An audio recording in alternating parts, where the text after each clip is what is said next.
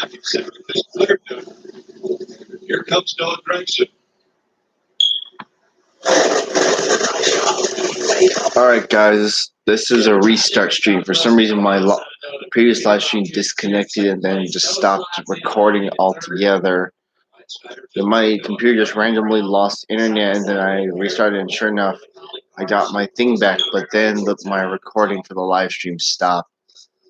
But anyways, stage 3 underway. There was a wreck for Harrison Burton and then just recently Riley Herbst. Of course, because he can never catch a break.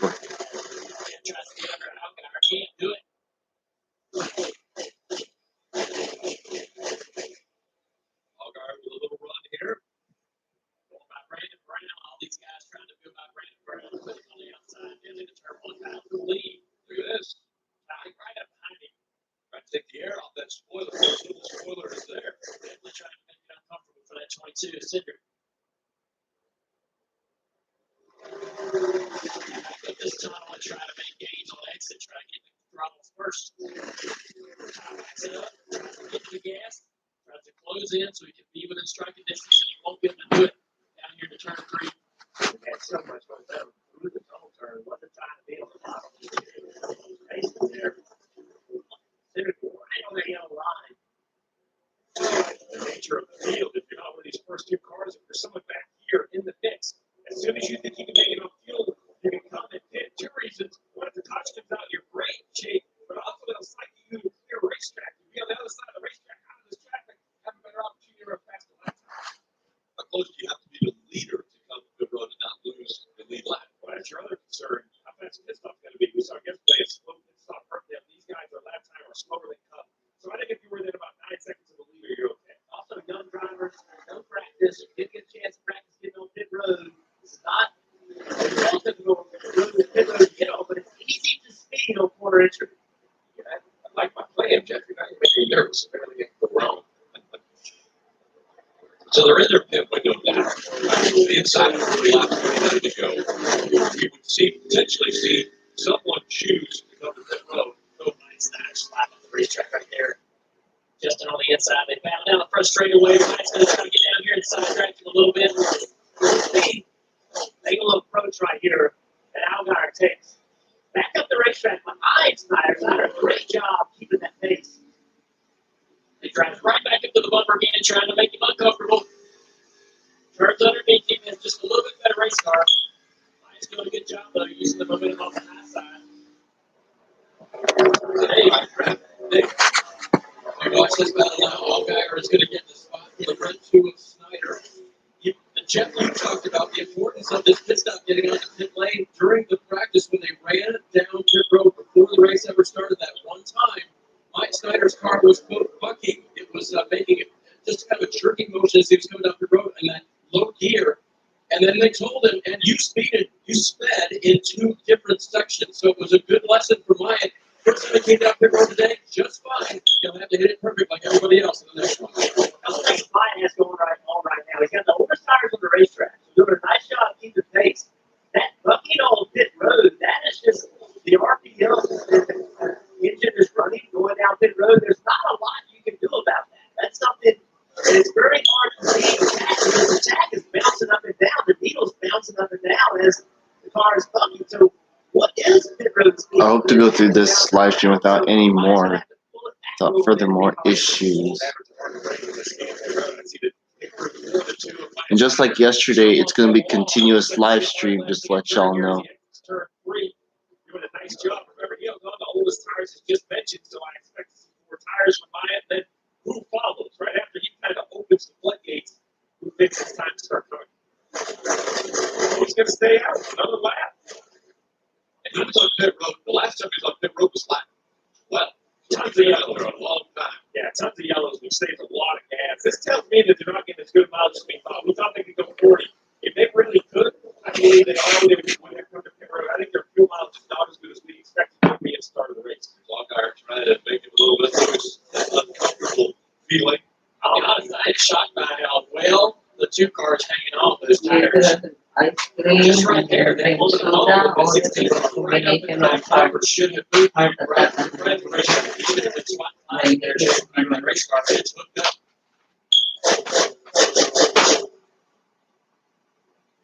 So Cedric has moved down to a 9/10 of a second lead over Ty Gibbs. Greg's back there 2.3 seconds. Right behind these guys.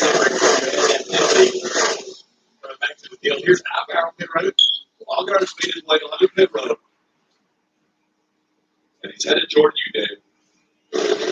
And he'll need to hit his cars to not speed today's section of pit road as well. Remember earlier, we talked about no security in the rear end of that race car, but the front end is difficult. We're turning, so they'll change the 4 Goodyear tires. They'll put the snow, go fuel in, and send it back out. And it'll be on its own. It's in the window. We'll see if the 7th cycle still leads. As Dave pointed out, we've seen 7 service safely on the lead lap leaving, so not a really anything to compare to. We got to get everyone else to get to see who has the most success. The 16 squad, they got it. 2 Snyder. Going to drag the 18 along with him. And so Daniel Hemmer trying to move back toward the front. I think I'll be right here. Yep. Now. It's good entrance. Yes, downshifting from Good stop. third gear to the second gear.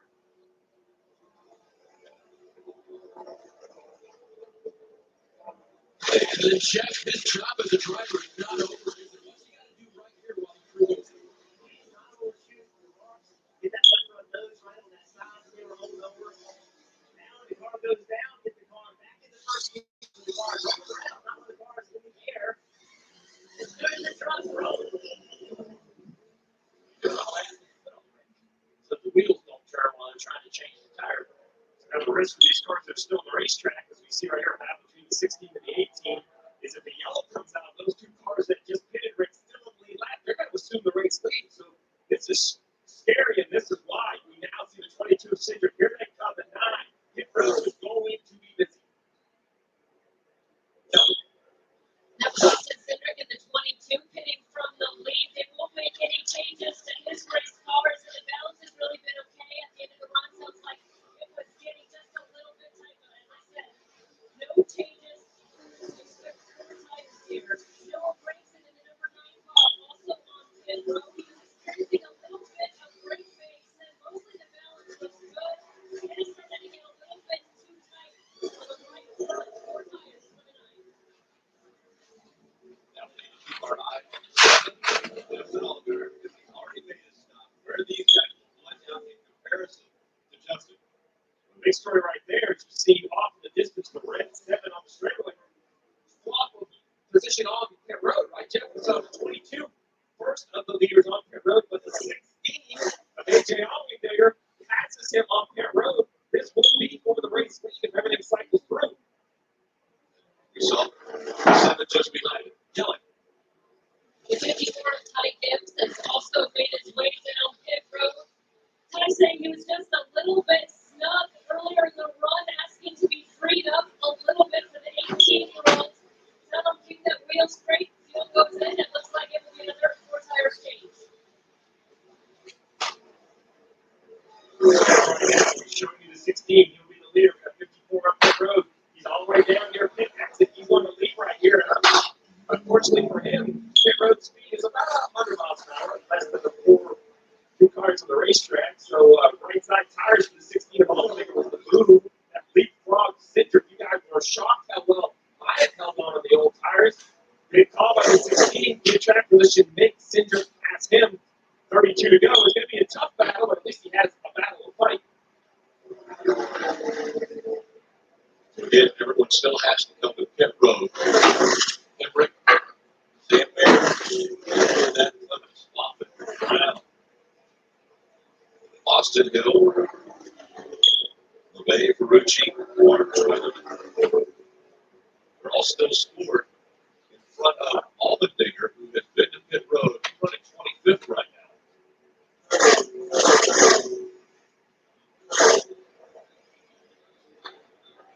Brandon Jones coming off the pit road.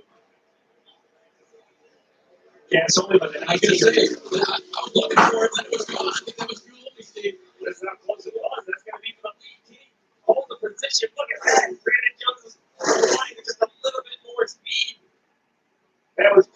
call at a 19, though. Gibbs is cycling towards the front. The Gibbs car, I mean, when it gets to the race, they got to clear it up. We got a lot of Gibbs going around, Rick. But anything that these guys can do that are up front, say Daniel Henry right now. If he stayed out on the racetrack, obviously you got a lot of fuel going on. See Mike Liddell on pit road.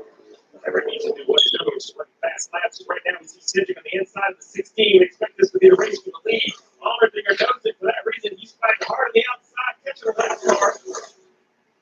Just can't keep pace. And Brandon Jones back there in that yellow car. He was hoping that Allmerdinger could stay there and keep them side by side down the front straightaway. That would have provided him an opportunity to make a 3 wide and try to get the lead. Just didn't work out. Yeah, that's a fight back here for the 20th position, but as we mentioned, everyone will be cycling through pit stops. So the fight for 20th, Cindric is one of all the digger now, could be for the race lead. We go NASCAR nonstop. An F-150 isn't an F-150 because of the name on the tailgate. It's an F-150 because it's built for tough, built to hold more, built to go more. For the people who count on it. Because they know that brawn can get the job done. It takes brains and brawn to get it done right. Tough this smart can only be called F-150. That's fantastic. Yeah, dragon fruit? Who knew? You gotta aerate it, get it all over the tongue. What an incredible sweetness. Not overwhelming, not too rich, just right. Sonic Red Bull Summer Edition Slush. It's the flavor of summer for sure. At Safe Flight, we have service the way you need it. When you have a cracked windshield, schedule Safe Flight's drop and go service. Just drop off the car and keys in the morning and go enjoy your day. We'll text you updates along the way. Or you can check the status anytime, and we'll let you know when your car is ready to pick up. That's service on your time. Schedule drop and go at safelight.com. Hey there, Safe Flight Replace. This is the sound of change. It's the sound of low cash mode from PNC Bank, giving you the options and extra time needed to help you pay an overdraft fee. Low cash mode on virtual wallet from PNC Bank. One way for making a difference.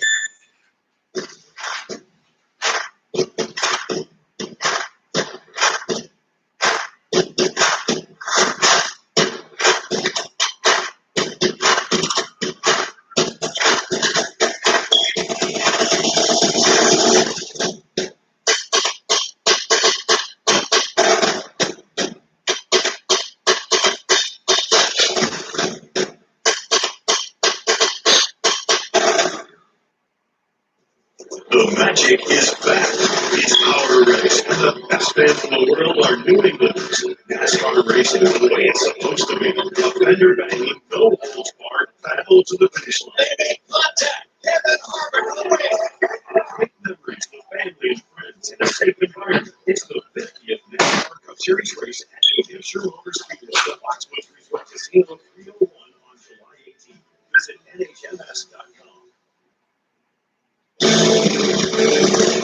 The season barely over, and the surprises just keep coming. Next football, the tricky run, and make that a double. NASCAR comes to Pocono today, 3:30 Eastern on NBC. Friday, Alec Baldwin goes back in DreamWorks Animation. The Las Vegas. And the time he got comfortable with Sarah says the new Las Vegas. Las Vegas came to business with theater and straight on Peacock this Friday. Just a great battle between Allmerdinger. You see Noah Gragson, Brandon Jones. This battle has been raging on, trying to get some track position up the top. You see the 18 of Daniel Henry. Remember, he had that speed battle and lost his track position while we're trying to find a way to get back in this mix. And staying on the racetrack, this is a gamble, actually. It's more risky to come to pit road. And he ran a bunch of very, very fast laps in clean air. And why that's important is he's going to come to pit road and take gas only, I assume. We figured he can do that in about 33 seconds. Well, he's currently 34 and a half seconds in front of Cindric. So, my point is the 18 can come in. You see where they're at. So on the bottom left, look at the Pocono. That's the leader of the 18. The 22 is behind him, almost 2/3 of the lap. The 18 is trying to stretch his legs, stretch his lead. That strategy we heard from 54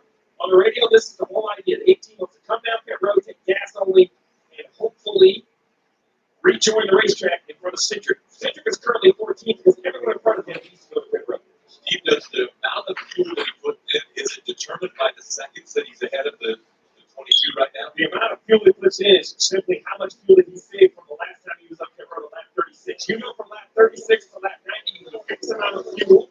So you had one whole full tank. Now you don't need a whole full tank. You just need a can or can and a half on that extra math. But you don't want to put any extra in. Steve, if you wanted to throw another curveball at the situation, have a listen to the radio from the 22 team. We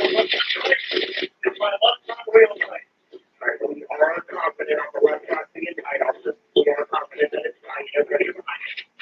Thank you.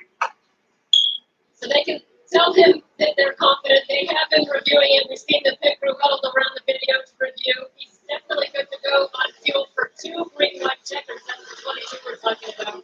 Good battle. Keep an eye. Oh, sorry, Kelly. That was good. So, Kelly, you know what makes me more nervous? Remember, just a week ago, we heard that same question from Chase Elliott, a post-race, a bunch of loose lug nuts, and a DQ. It's more than just points being lost. You know, there are penalties. We don't expect them to change cars again, so that story could continue for the 22. You hope not.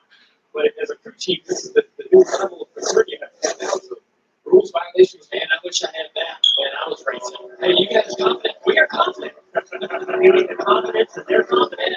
You know, it helped me. I heard that a lot. We got to tell you. Well, guess what?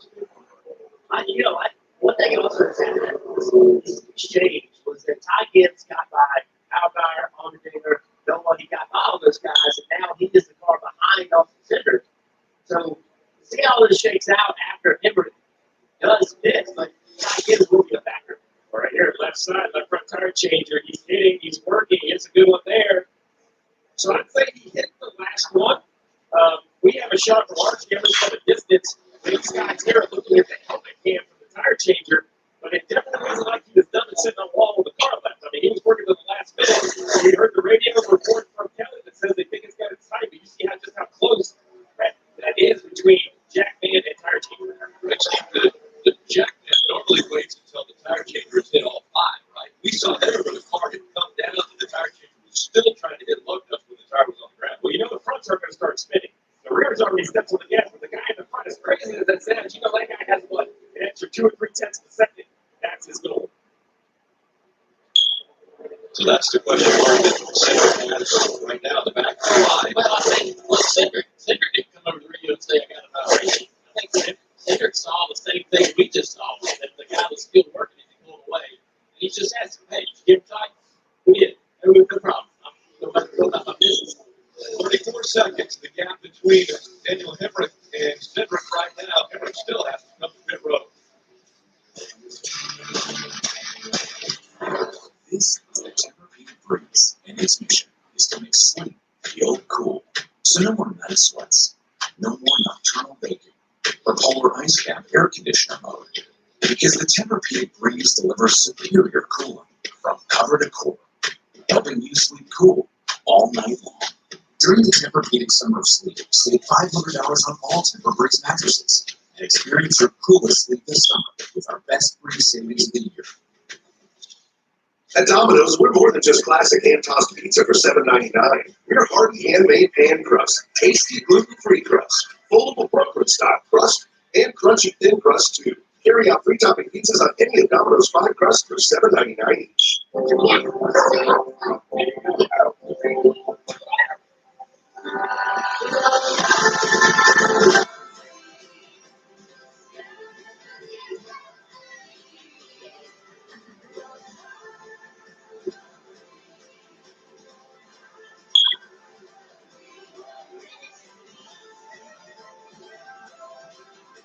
Go wherever your wild side takes you.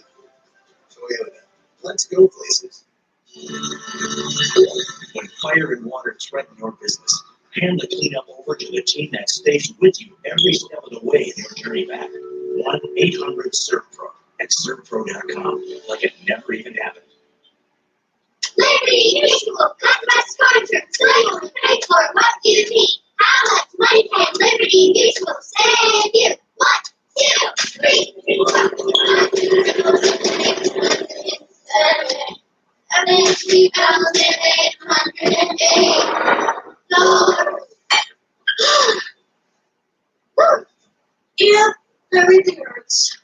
Only pay for what you need. Liberty, liberty, liberty, liberty. I am a seasoned no-one saw coming. Good as a bad thing. I am something you never can expect. And you surprise leads to one heck of a summer.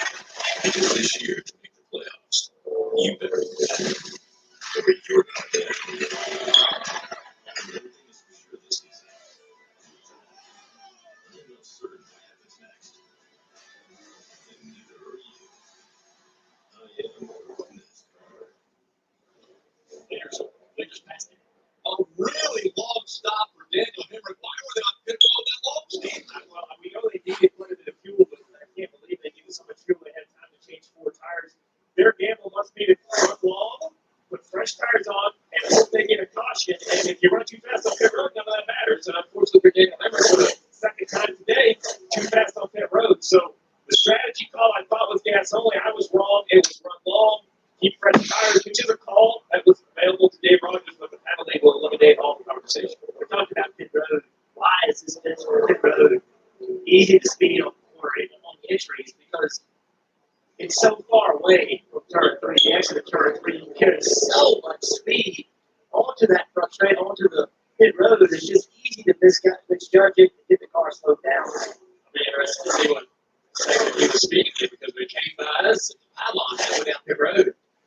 He looked like he was fast at that particular point. That's a speed penalty this year. Yeah, we all thought he looked like he was coming fast up pit road. He definitely was. He hasn't come to pit road yet to serve that penalty. So Clements is out front. Jeremy Clements leading the race right now, but also still has to come to pit road.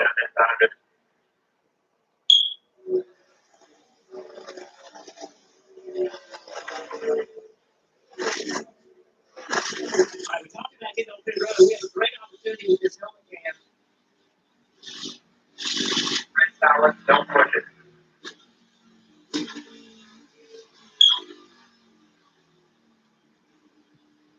One red here. Hot.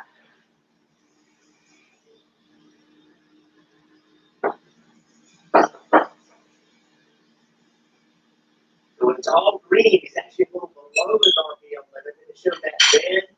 They were telling me one red. Yeah. He flashed 2 reds, just for a short period of time. That's exactly what I did as a driver. He'd be like, hey, 2 green, or 2 reds, and I was like, you got it, buddy. It's 1 red, all the way down. Oh my God. So I never came down that road at speed, but little tap. I mean, look good. Yeah.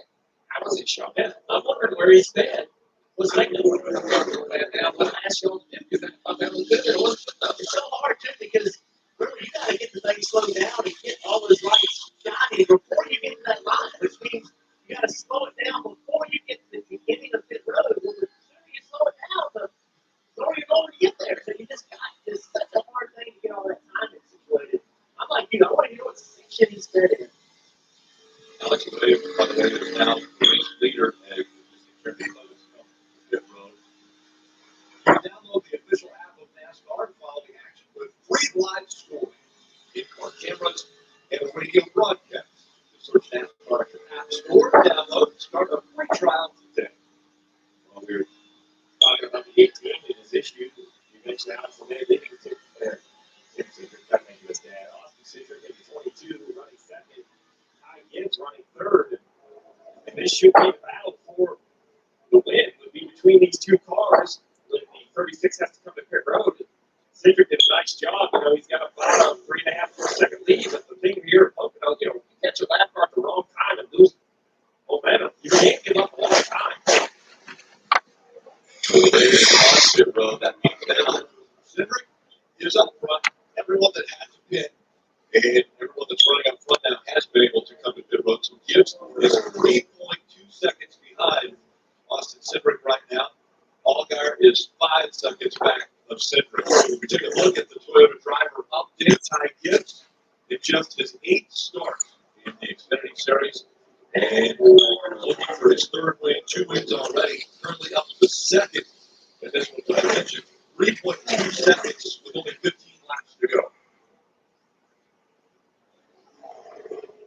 last time by though, half a second faster than Stinger, there was traffic involved. We'll just have to see. That's really what it comes down to. You know, they were both in absolutely clear traffic. You say that's a lot to make up. But catching a car at the wrong time here costs you a lot of time and speed. And catching them at the right time, give a little toe down the straightaway, perhaps can actually help your last time. We were watching as these cars were blending out there. Allgaier was really, he was the measuring stick because Allgaier came first. And he said, okay, can Cindric get out in front of him? Well, Allmendinger and Cindric both got out in front of Allgaier, and Allmendinger was falling back out to the sixth position. So Cindric gives Allgaier the lead in top four. Noah Craig's been running fifth. We go NASCAR nonstop. 14 to go. Pocono.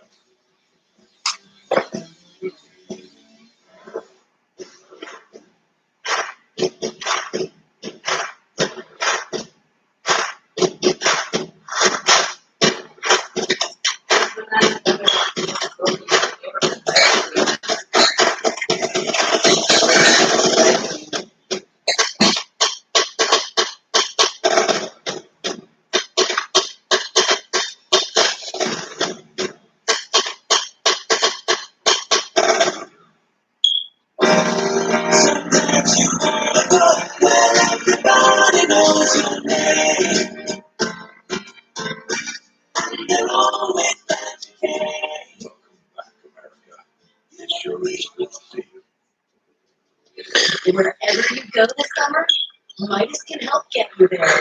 Through July 4th, celebrate your freedom with our $24.99 oil change, including tire rotation. Start your road trip at Midas.com. Today tastes like it's all fired up. Like it's cooling down. Tastes like open air and closed eyes. Today tastes like a Sunday ritual. And you'll never taste it this good. At Domino's, we're more than just classic hand-tossed pizza for $7.99. We're hearty handmade pan crust, tasty gluten-free crust, foldable Brooklyn-style crust, and crusted thin crust too. Carry out 3-topping pizzas on any of Domino's 5 crusts for $7.99 each. When a threat from fire and water damage is at its biggest, hand the cleanup over to the team that stays with you until even the smallest detail is taken care of. 1-800-SERVE-PRO, number one choice in commercial cleanup and restoration.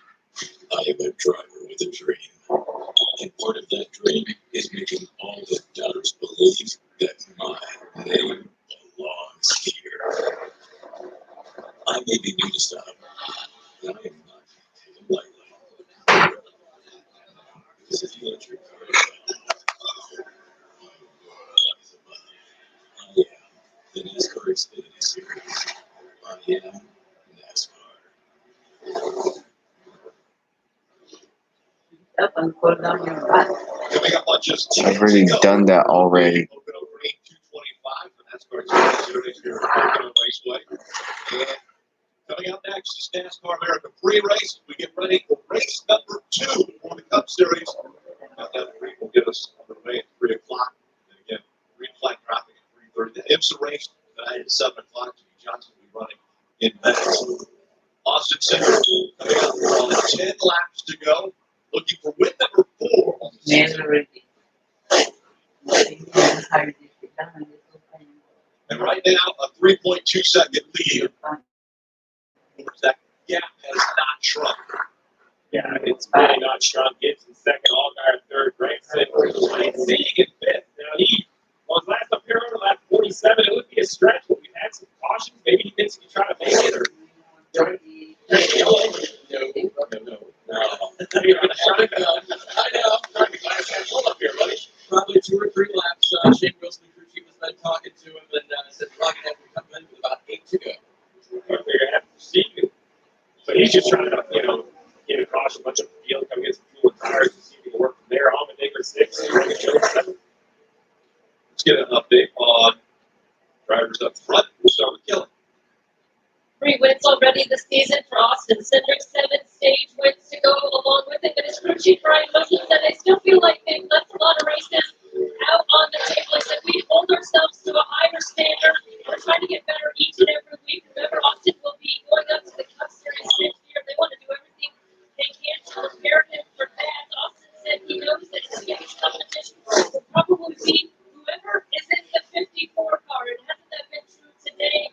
Ty Gibbs now running second, looking for his third win in a limited schedule this season. Remember, he's the grandson of Coach Joe Gibbs, and I talked to Ty earlier, and I said, your grandfather has accomplished so much both on the football field and in racing it. He seems to get most emotional and have his proudest moments watching you race and win. And Ty said, that is so special, but it's not just me. He's the same with my siblings. He's the same with my cousins. And by the way, both my grandfathers are super proud of all of us. Joe Upton, a nice family affair. He knows he's lucky to have this opportunity, and he's certainly taking advantage of it. Kelly, another 3-second track there is the helmet's car of Justin Allgaier. Just doesn't have anything more radioed into his crew to give it today, but was congratulated for keeping it in the hunt all day long. Remember how he comes into today, 2 wins on the season, but also 2 failures to finish, which have him 5th in championship regular season points. Now that's important because he was trailing Harrison Burton. Harrison has had a bad day. This car was only about 20 points behind and going for those valuable bonus points for the regular season finish. There's Steve coming off the pit road now with that splash. Allgaier needs to have a good finish here and try to gain on the championship.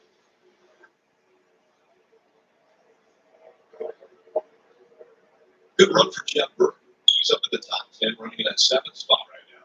And here, people that speed, probably surprisingly, still at 8. Moffett at 9, right Moffett at 9, Snyder there at 10. Yeah, Moffett, actually, they put out a tweet earlier that said racing with heavy hearts today. Prayers go out to the entire SoCal family, Marcus and SoCal, great partners of our motorsports. Unfortunately, Cindy's brother, Robert, passed away unexpectedly. Another guy having a good run, Josh Berry in this 31 car, the second time in this 31 car. Finished 8th in Mid-Ohio. Did a really nice job there. Good solid day again for Josh. Great job. Won that race earlier this year in Martinsville. Driving your car, Junior. So it's good to see Josh still out there making something happen. Ferrucci in the 26 car. This guy's an IndyCar racer. He doesn't run stock cars. He's had a few starts. But every time that he's been in these cars, I think he's outperformed not only what his expectations might be for us, but also the car he's driving. I tell me, this guy can wheel no matter what he's in. I think if he wanted to steer himself toward a stock car career, he could have quite a bit of success doing that. Just like he can do anything to make it work and figure it out. Imagine there's no practice or anything, and he's out there competitively in the top 15 or the 14th right now, competing around cars that are battling to make it into the playoffs. You beat Brandon Brown and a few other guys that are relatively competitive in the series. You mentioned Brandon Brown right behind him. Brandon, look where he is in points, 13, 50 points out. He and Jeremy Clemens in a good battle with Michael Annette. Riley Hurts trying to get in the playoffs. Pretty impressive, Brandon Brown, what they do with this team. Teams earlier, they do not have the funding as other teams. And other teams, they're not good teams. They just don't play out the same equipment. They're hard. Big teams. Good to see them not having good solid days. Right around made a comment to us not that long ago. He said, I feel like we're overachievers if we get a top 15 with this team just because of the limited number of people that work on the team and what they have to do to make it work. Remember, he made the playoffs last year. Yeah. So, they set that standard. We're a playoff team trying to do that this year. You mentioned that playoff battle. Michael Annette just had a quiet day. We haven't said his name much today. He's done a nice job of staying out of the replays for the right or wrong reasons. Just kind of doing his thing there. Started at 8, was third at one point, second currently 12. Plus 56 to the top line. I mean, the fact today when you see somebody like Riley Hurts with an issue, and that just brings this all into the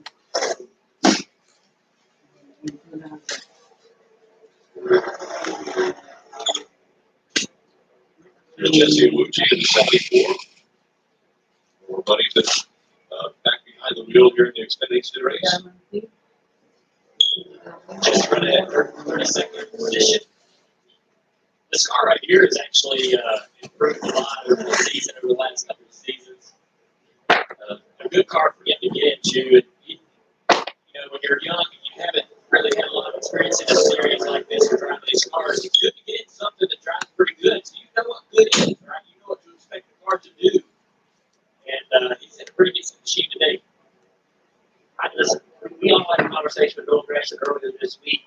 Noah was really down, right? This has not been the year that they expected, that any of us expected. We thought you'd have multiple wins by now. One of those championship contenders, it just hasn't worked out. It's not been a good year. It isn't from a lack of speed. I don't know that they really had great speed, but they've had solid speed. But they just haven't been able to finish races. No corrections, and they're running fourth today. I think is something they can build off of. He's either 13 points on stages. That's the second most today. Running fourth. That's a good solid day, which they can build off of. Bob and Steiner battling right here for ninth place. Mike's done a really good job today. He was behind on tires for most of the afternoon. He hung right in there in the top 5 and the top 10 with good speed in this car. Trying to take that ninth spot away. Josh Perry right behind him, trying to figure out what they're going to do. If you don't think the battles back in the field are tough, just watch this one. I mean, these guys are battling for a top 10 finish. They're going to go at each other. 4 laps. Oh, boy. Josh going to try to help Maya. Him and Maya's race late models together a lot. Got a pretty decent free shift. He's got All right, 3 laps to go. Make it 2 now. O2 car. Just under 2 laps to go for Cindric. As we watch this guy right here, Cindric was out to a couple of leads. You talking about moments that make you Oh nervous. boy. Thought he had the top 66 sled up and turned by him. It ended up being clear, but it did cost him. I mean, about a second, over a second and a lead. He's down to a 1 second lead now with 2 to go. What's the country word? Well, that should be okay. Well, it should have been okay a minute ago. And Trask in front of him again. One more close call like that, and Ty gets us close enough to take a chance. There you go. Hand out the window. Where says you run the ball. Caution wire. We learned yesterday, too, that until that driver takes the checkered flag, nothing is off the table. So Austin Cindric trying to make sure we put perfect laps I together. give still closing in. Car All right, white flag, 1 to go. 1 lap to go. I get gotten closer. Although he was able to pass them, it really slowed this momentum down coming over the straightaway. Ty gets able to gain a spot. Oh boy. Ty is in fifth position. Striking position as they go through. I think Ty Gibbs is. Now to the tunnel turn. This has been one of the best turns for Ty Gibbs all day. We'll see if he can make the momentum up through the tunnel turn. Then you're trying to break the draft down the back straightaway. Straightaway through the tunnel turn. Oh, gets a little less of man. Wheeling through that corner, closes in on the 22 of Cindric into turn 3. Ty's in the gas. Here he comes into 3. Oh boy, he's sending it. Cindric all the way down to the yellow line. Gibbs following right to tire tracks as they come Off out. turn 3. Still with the 22. Sideways. And Cindric still wins it. Wow. Ty Gibbs got close.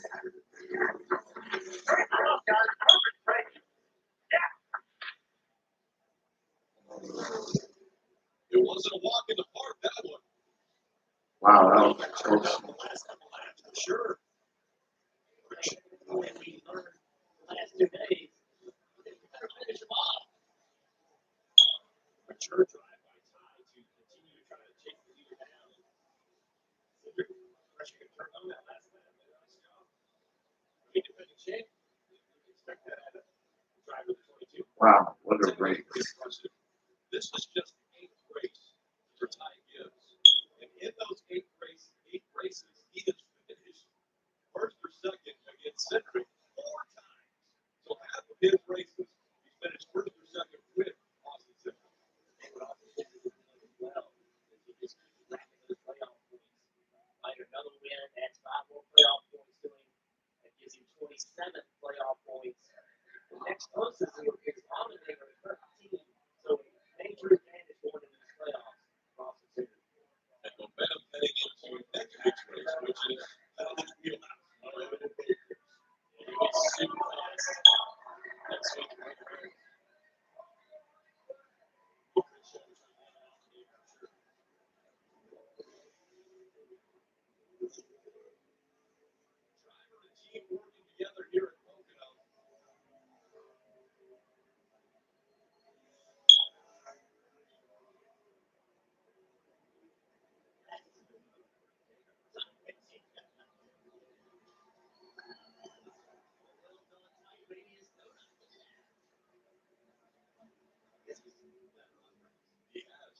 regular practice 4 win already here in 2021 for Austin Cindric.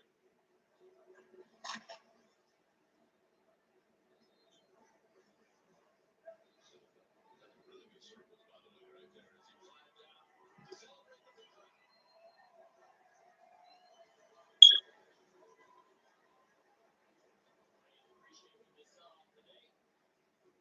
Career win for Austin Cindric. Remember when he got on the roll? Kentucky wins, and then all of a sudden, momentum was on his side. Road course wins, 12 wins already. He's the second youngest driver in Xfinity Series history to get to 12 wins at this age. He's got a long way out here when he was running into a lot of things and just having a hard time putting races together. And now he's the best racer in this series, champion. Definitely the threat of back-to-back champion. Going into the Cup Series next year. I mean, the future is really, really bright for this young man. A lot of talent. His helmet is off. Your bus come out. Kelly's there. What a sight and sound to see the fans back at the Santana Pocono. A nicely executed low RPM burnout, just as the team instructed. Often it wasn't as easy as we thought it was going to be. What did you think when you saw that 54 cruising on you in those final laps? Well, I didn't know what happened to the 66 there. I went from a 3-second lead to a half-a-second lead. So things never easy. I had to avoid 2 wrecks today, but it was awesome. Obviously, being fun. All you great people, it's awesome coming today and see all the cameras. I think they're psyched for this race. So I'm so excited to see people out the racetrack. Get far shot with my taking a picture. And I thank you, everyone. Rock Shades, everyone except this got time for hard. So I'm over the moon. Your first one here at Pocono, you said it was a perfect race. How good was the execution of this team? This track was on our kill list since last year. There's a few more of those, so we'll keep our heads down. We got to keep getting better. We got strong competition and a lot of racing left. Congratulations.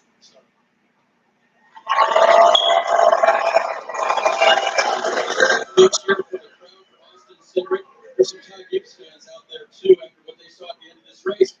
Looked like you had him in your sights there. You know you had a show there, yeah. The left course definitely helped me to my advantage. They were just in a way and messed up. Cindric, I snuck up behind them, and I was luckily close in. Just put myself in a weird spot there where I tried to go under him and maybe give him a little tap, but I think I could have got wider across the back over the center there, and I was stuck behind him in the air. So just learned, I'm very thankful to be here. Congrats to Austin Cindric and the whole Penske group over there, but I can't thank everybody enough. It's a blast and a dream come true to run the next series. I would think that the field would be a little bit concerned as you pile on the information yourself. What did you learn specifically today? Just learn a lot about aero. I feel like these cars, it's just so different with aero, less downforce, compared to all the other stuff I drove. So just kind of learning and keep going. Work never stops, and I feel like Wow, that was a good race. Doing the work comes over second today, guys. Let's look at the playoff standings. Here in the Xfinity Series. That's some of the fans are going to grab with us right. Maybe a hot dog before the next race. But Austin Cindric with 4 wins after 16 races. Very strong playoff points here. That's what really jumps out of me. Jeff mentioned it, right? We knew he was going to be a contender for the championship, but this success through the middle story, it just momentum makes real tangible points to be taken. Not only into the playoffs, but through the rounds of the playoffs. So, not a drive you want to see get momentum for the getting some points. And remember, still looking for that first career win. Those points go to those that have not won yet. Doubleheader taking place from here at Pocono. As once again, Austin Cindric sees checkered flag, 6 races here at Pocono for the Xfinity Series. He's the 6th different winner that has been able to get to victory lane in the Xfinity Series. Austin Cindric gets the win. And this is the first race for a doubleheader here on NBCSN.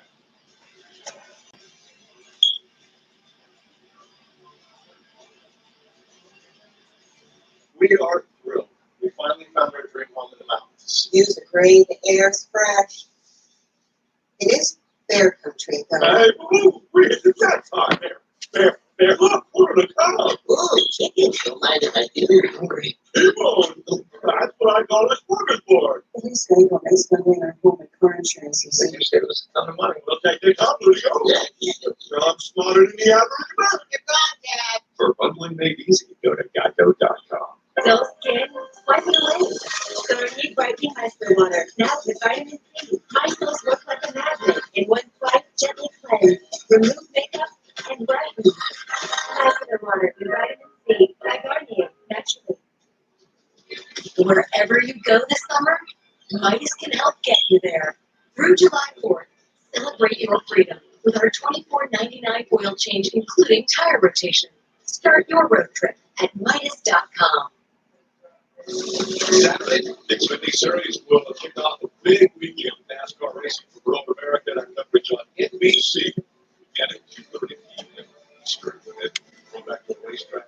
Considering so good on the road courses as we take a look at what's happening for the rest of the day. Coming up next is NASCAR America Free Race. The countdown to Green at 3 o'clock.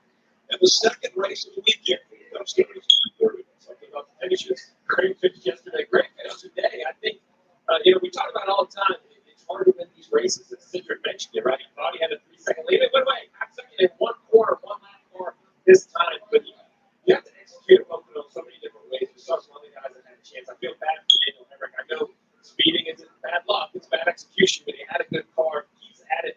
I think he'll have that chance to maybe stay in the victory lane. But it is a battle in this series. He's had a lot of top 10, but he's still looking for that ultimate pride getting to victory lane. Let's hear from our drivers. Jeff, did you hear Ty Gibbs in his interview say, I like to get up there and give a little tap? Did you hear that? Like, this kid, it makes me laugh. Just what a talent he is and his attitude. Like, I don't care if it's Austin Cedric. I don't care who's in the car up there. I was going to go up there. That's what my plan was, trying to win this race. So I like that attitude a lot. I can't wait to see what else he does going through the rest of his career, the rest of the season.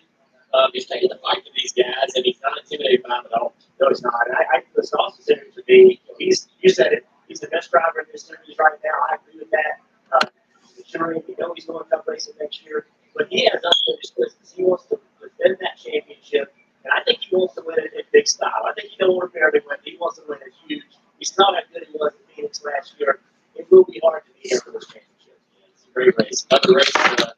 Some action on the racetrack. There's also action on pit road. The strategy was all over the place. I didn't really expect the Xfinity Series race to have that type of strategy that we saw yesterday in the Cup race. The lead stages, the way they fall, the way cautions fall, it really jumped things up. All right, guys, catch your breath. Maybe grab yourself a refreshment. NASCAR America is coming up, and then we'll get underway with the second race of the day, the Cup Series. But it's NASCAR America.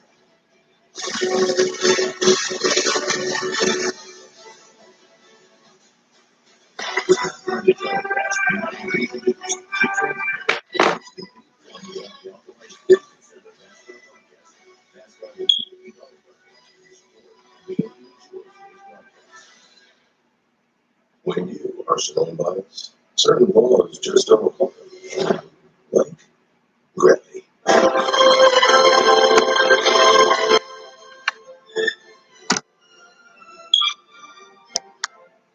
After last year's unprecedented tour de France, ASA back with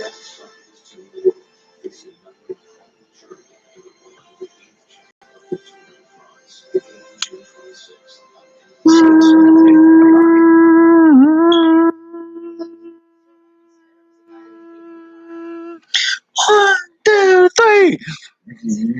You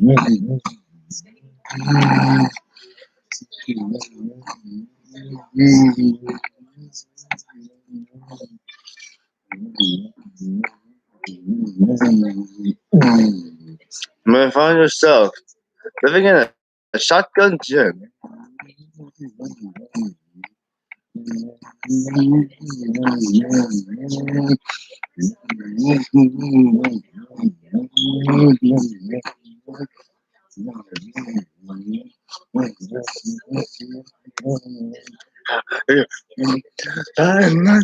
Go by, the water on me down. Go by, water flowing underground. Again, oh my God.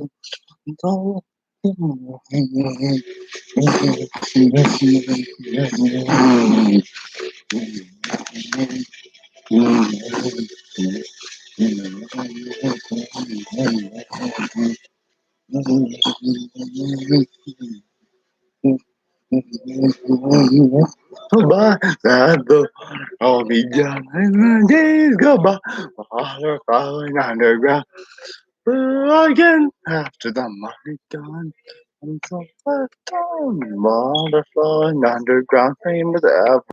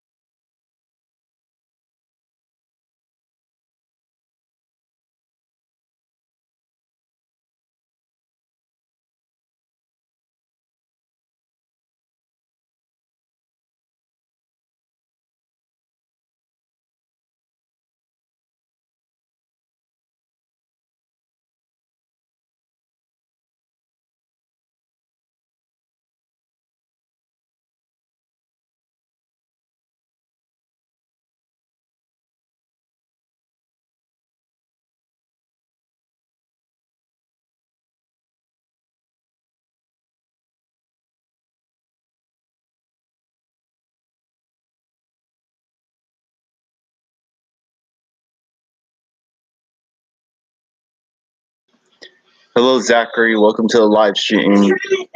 So, Austin Cindric won the Xfinity race at Pocono, but not before holding off Ty Gibbs, who managed to catch up with him after Cindric caught the lap traffic. Race was actually decent. There were some good battles. There were some hard crashes, unfortunately, like Justin Haley, Josh Williams, Harrison Burton, Riley Herbst, and so forth. The final stage went surprisingly green the whole way, it seemed. Some drivers chose to gamble, but they had to pit.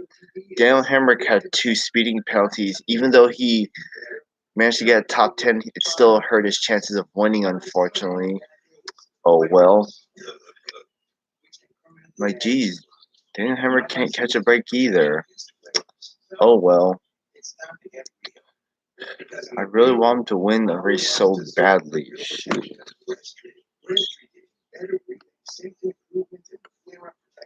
It's the first and only COPD medicine approved to reduce flare-ups by 52%. Breast won't replace a rescue inhaler for sudden breathing problems. It is not for asthma. Tell your doctor if you have a heart condition or high blood pressure before taking it. Don't take Breast more than prescribed. Breast may increase your risk of thrush, pneumonia, and osteoporosis. Call your doctor if worsened breathing, chest pain, mouth or tongue swelling, problems urinating, vision changes, or eye pain occur. For real protection, ask your doctor about Breast.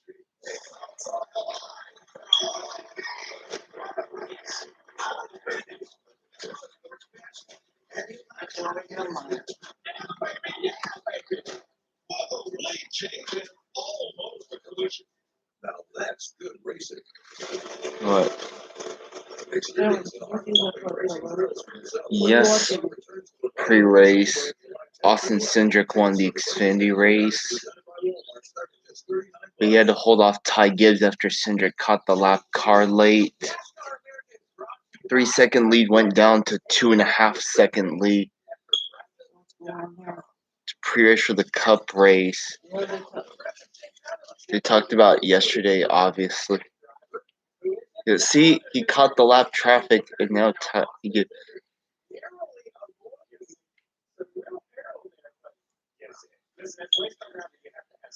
And also, of course, there were a bunch of drivers that stayed out, but sadly they had to pit, unfortunately. I'm like, geez. I'm hoping one of these days they could gamble and actually make it to the end and hold off the big names and get these smaller teams a win for once in their careers.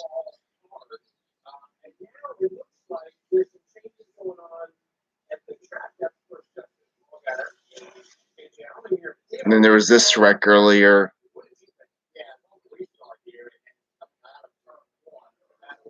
Ooh. It was Ryan Vargas and Justin.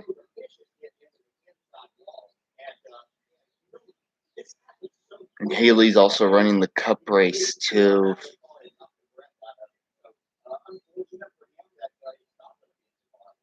Yeah, let's go back to Marty Snyder with an update on Justin Haley. Yeah, unfortunately, Dave Burns was able to grab Justin Haley after that accident in the Xfinity race that just wrapped up. Why are we showing Justin Allgaier? Because he will be in the 77 car in the Cup race. I did confirm that with Justin Allgaier just a moment ago. He said, yes, I will be in that car. And obviously, after a wreck like that, Kyle and DJ, you guys know that you certainly don't want to hop back in the car right after that. So Justin Haley taking a moment to take this race off, catch his breath, to make sure that he feels okay. Justin Allgaier going to hop in the 77 Cup car this afternoon. Thanks, Marty. Yeah, good to Justin. Getting in for Justin. Listen, yeah, great. You know, what Dale said, a vicious hit. You saw it just popped, and then it's back out in the race. I think not. We heard it tell about Allmendinger almost had shot the win, but Cindric managed to get around and managed to pull away. I'm like, really? You're just going to let the 22... I'm like, these people don't put in an effort. They need to try a little harder. They do put an effort.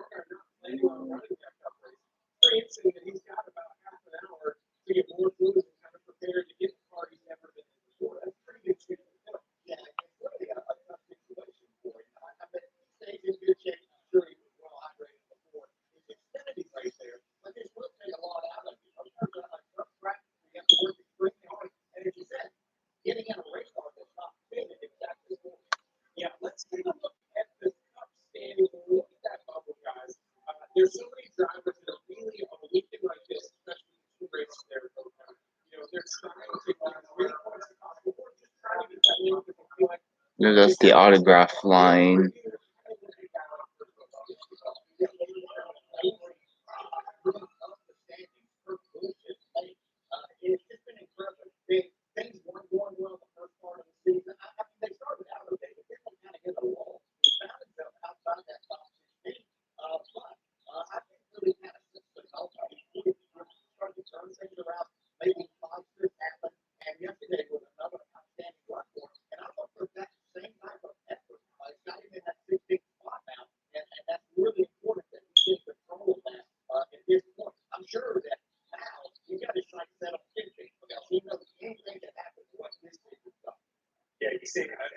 Here's your pole sitter for today.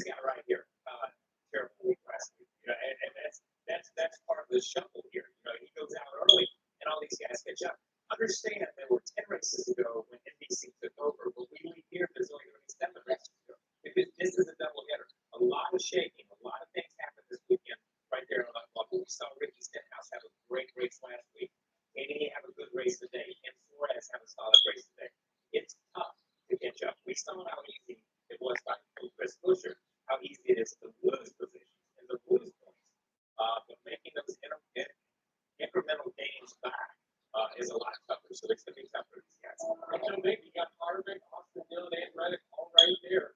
It's going to be huge. We can't say enough how great it is to see those fans back in the garage, in the stands, and what a beautiful place to work. For a little corner of the world up there, beautiful Pocono Mountain. We will be right back with lots more after this.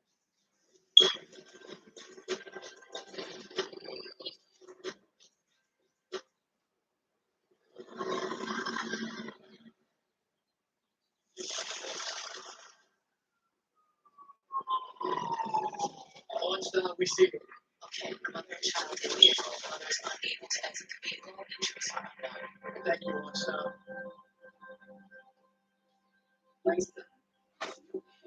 Your son's fine. It's okay, you're safe now. Liberty Mutual customer sponsor. Money on the bank for what you need. How much money can Liberty Mutual save you? 1, 2, 3. 73,808 dollars.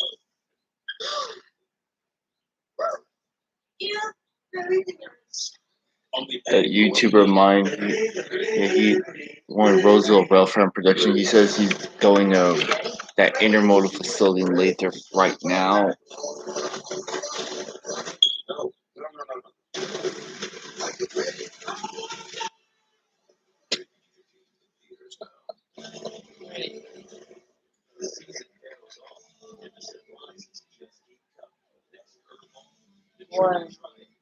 What? Because Roth Road. Yeah, I told him I haven't got anything at that second crossing yet.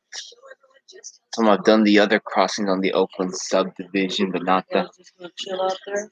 Yes.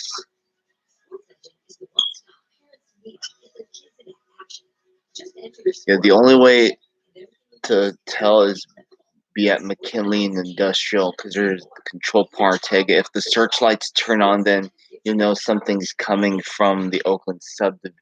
My hope is that my journey will continue to blaze trails for the generation coming after me. When we come to that table, we know what we want to do. We really try to break those barriers, and it's something that we should be proud of.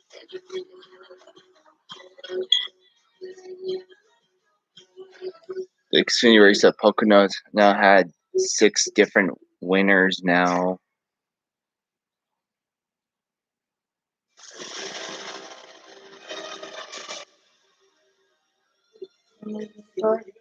July 1st. It's this week. All right, another month.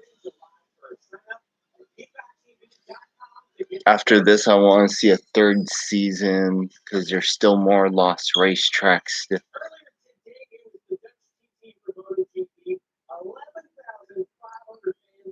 Also, Max Verstappen. Oh,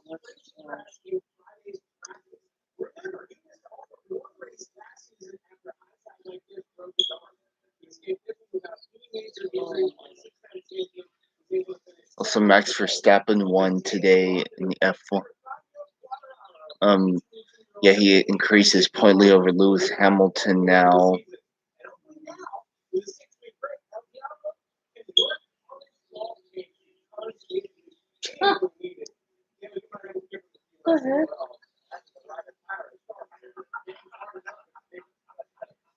weird.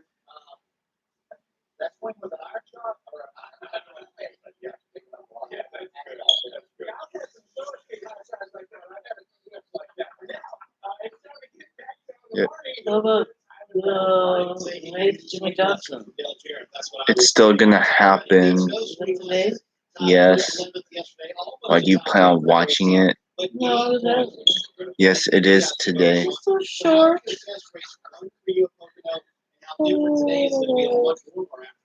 Allgaier is the shortest driver. To just make the most out of our day and avoid the big mistakes we had here last year. I mean, we crashed and we were stuck in the back, and then we didn't get anything out of our second day because we had a failure on that one. So we got that. We're in the end for it's going to put us 10th here start today's race. I think next time for Sonoma we'll have to stand farther down because the drivers are gonna sometimes go the other way for next year. Especially where we stood for autographs, we'll have to work our way down, stay in a little bit farther down next time. Some drivers tend to walk that way sometimes. Closer to the By track? by where Victory Lane used to be. Yeah, coming down that way. Yes, ma. So it allows us to be more aggressive and hopefully get some track position throughout this day and maintain our starting levels. I know when you're in this points battle trying to make the playoffs, you always want to look forward. But how much we start to look in the rearview mirror? Kurt Busch coming very fast. 3 straight top 10s now. He's inside the cup line. It should be no surprise for anyone that has followed the sport as long as I have, or fans of the other drivers. The Cup champion for a reason. They had a lot of woes and just a lot of things not go right for them for the last month or two. So to see that speed and that pace out of him is no surprise at all. He definitely gained a lot of points, and he's going to be in the mix with all of us here for sure. So yes. This is where you just go out there, execute strategy as a driver. Try and take the risks that are there, but understand when it's time to just try and get the most get the best push and stay in line. Try and weigh that because today, especially those that get hung out on the bottom on these restarts are going to lose spots. So we'll let this have race corner. Earlier this week, Tyler said, I think the doubleheaders last year kept us out of the playoffs, but so far, so good on the doubleheaders here in 2021. A nice finish yesterday, right? Trying to get another one today. That's right, Marty. 11th yesterday, so he's 15 kilos in. Are you impressed so far what he's doing with Tyler Reddick this year? I really like this young man and his driving ability. He's making a lot better decisions, too, which comes with being here and being more comfortable with that. The problem that I see there is they had a good day. They come out finishing 11th, but he lost 14 points for the cutoff down there. And so you got to say, we got to make some changes. So we're going to have to perform at a higher level, especially at the first one. Yeah, welcome to the crazy point system that is NASCAR. You can have a solid day and still lose points. He's going to basically start where he stopped yesterday. I mean, right in that, since they did the invert, right there, 11, 10, 11, right on there. This team, RCR, has really upped their game. I feel like they're a top 10, 15 team. Week in, week out. He's matured. You eat something already? But at the same time, we heard him Only say, a little bit. I just couldn't get along. I hit it perfect. As far as later on today's concerned, I'm not sure. And without moment. I said, I'm not sure, Mom. Sometimes all the work in the world, you can't.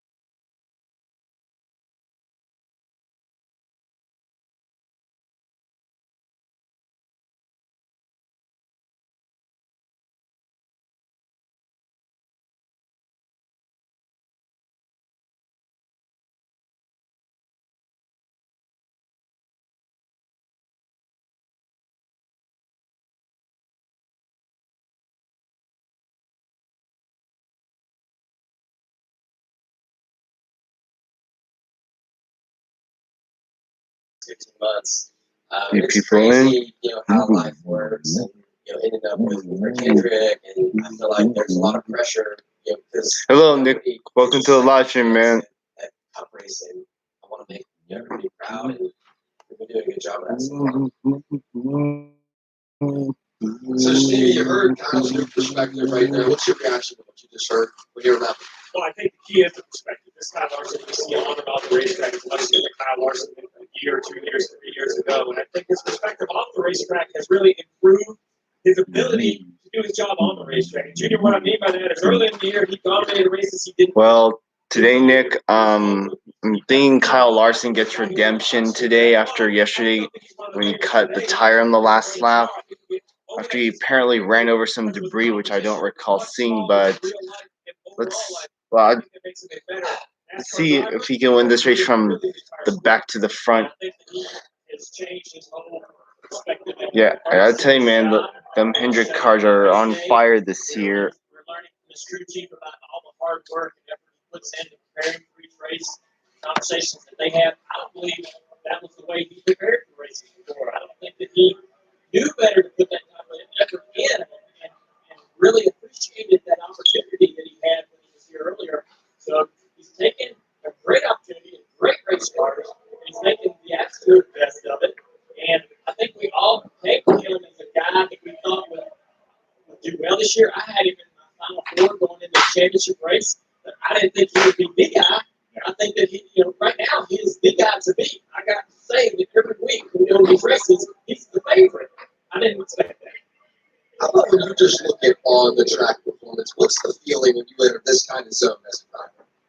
Well, I mean, there's only rare moments in my career when I had that type of success, but I mean, the guy has to, he has to have an incredible not just in himself. I think he's always had that, but in the team, in the cars, like he's not always really had that reliability, and not always been look at his race car on the grid and say, "This is a winning car today. If I do everything I need to do, this car's plenty fast enough." It's not always had that. And I think that, man, when you get that type of confidence in the team and the equipment, the engine, everybody behind you, the sky's the limit. I mean, this guy really is a championship contender and a guy to beat. They all have confidence, but that blind belief that can go your way, that's like next level. And I think that, that success does that. We have all eyes, all the picks headed from right next to sun is shining bright here in the Well, Ryan Newman, I still like the guy, Nick, but he's been running mostly mediocre, but I'll see how everything plays out. I mean, this race does sometimes tend to be a fuel mileage race sometimes in the past. When they play out the fuel strategy, people who usually don't see up front tend to end up there. I hope today to be the case. If not, then I'll just see if they'll have a good day altogether. For those who love peanut butter, and those who want to get berries and peanut butter, right now, for those who weird, For some reason, I can't stop or stop it.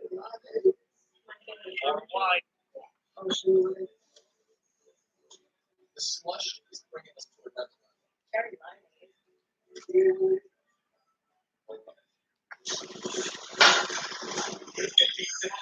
This also happened early in the race. Look at Allmendinger making a run. He takes them 4 wide. It's Allmendinger, Blaine Perkins, Josh Berry, and and then Allgaier got hit by Josh Berry, who got loose on that PJ1, that black stuff.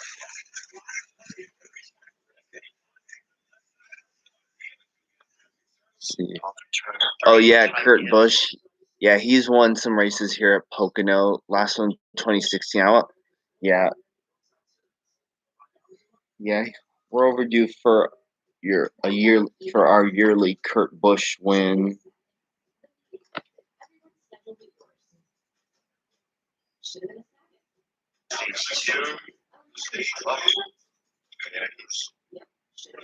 Carson Ware.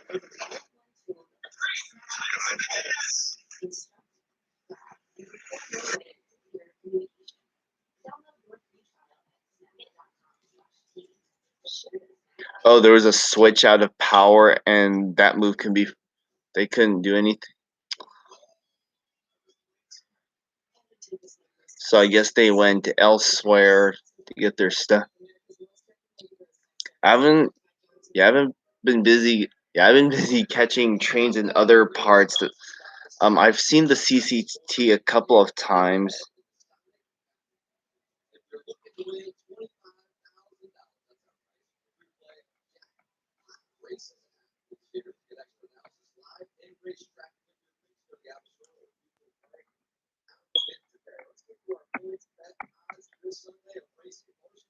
Also, Nick, the other day, we caught the CCT coming back much earlier than expected. We were going down Newton, and sure enough, we see them going across the crossing there, and how do you say it? Yeah, they came back much earlier. They came back around like 5 p.m. at Newton, and it was kind of not normal, but I was glad to see them nonetheless. Oh, they were at Duraflame there along near Garfield Street, that crossing with the 3 gates. I pass by that crossing a lot, especially when I'm going to the port. I bet they also crossed Harbor Street too. Well, obviously they did, but yeah. I've only caught the crossing once, Nick, doing the timeout activation sequence. Harbor Street. Okay, Harbor Street, Duraflame, Spurs. Okay.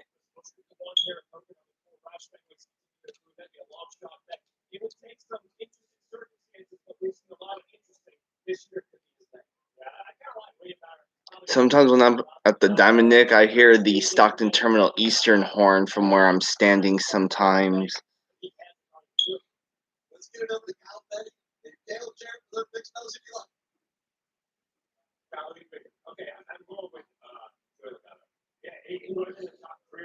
Oh yeah, those private crossings. I want to see the S Stockton Terminal Eastern out there at Fairchild one day.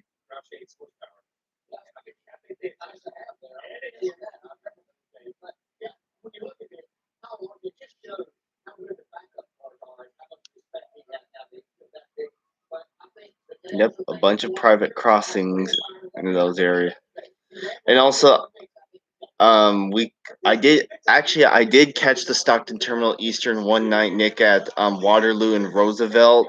They were shunting them back towards their shop there on Shaw Road. We were coming back from somewhere else, but we decided to catch them since they were there.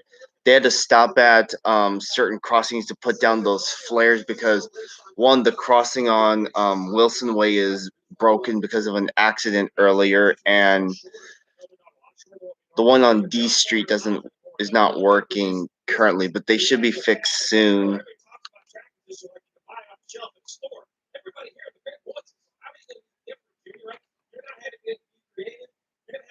And yesterday when I was out by Control Point Phillips on the Saxon, I took a picture of this. It's a mini Dorf signal at Control Point Phillips. It's out there on the outskirts of Elk Grove. There's also a pair of the searchlight signals there as well. It's very rare to see those Dorf signals nowadays. Don't see them around here too often. Yes, there are. There's the 2-tier one, and then there's one next to the Dorf. Yeah, this one is for the siding, and there's a searchlight signal like right next to it for main track 1, because there was a BNSF that came out that day, and we were at Lambert Road, which is like not too far down. So yeah, I wanted to get a picture of that thing since it was. Oh, you did? Yeah, decided to stop by the control point Ortega searchlight signal block signals too.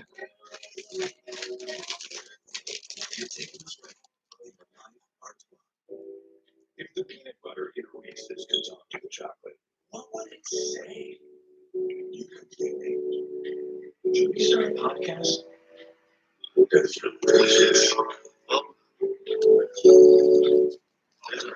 Like many people with moderate to severe ulcerative colitis or Crohn's disease, I was there. Very bad. But there's sometimes. Yeah, the SAC sub's been busy with BNSFs lately, north and southbound. I still want to see some foreign power attached to these because I really like those seeing foreign power like Canadian Pacific, Canadian National, BC Rail, Norfolk Southern, you name it.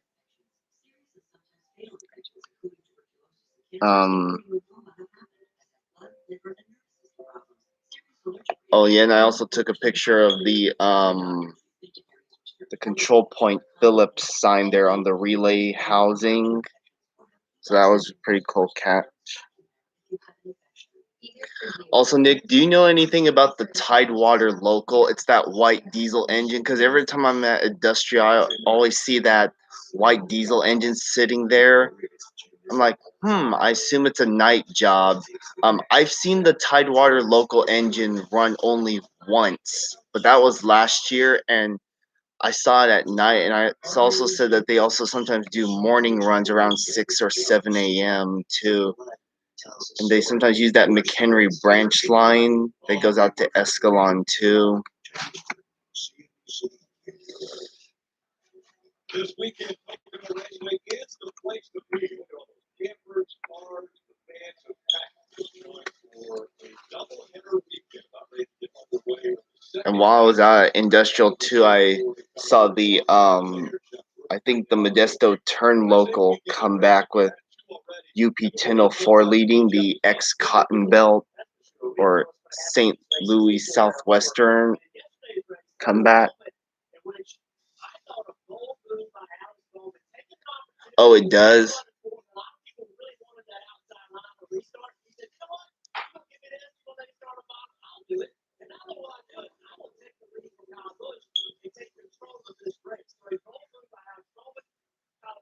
Oh, so they operate with Net Grandpa. Okay.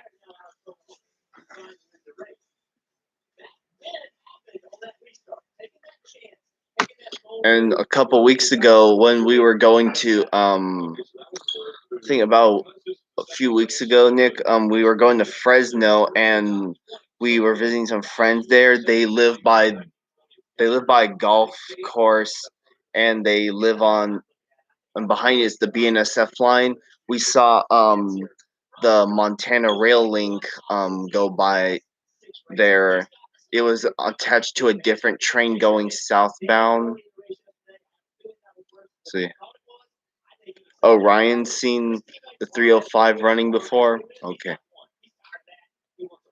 Yeah, I haven't heard much on any updates regarding where that Montana rail link's at now, but I hope it comes back up this way eventually.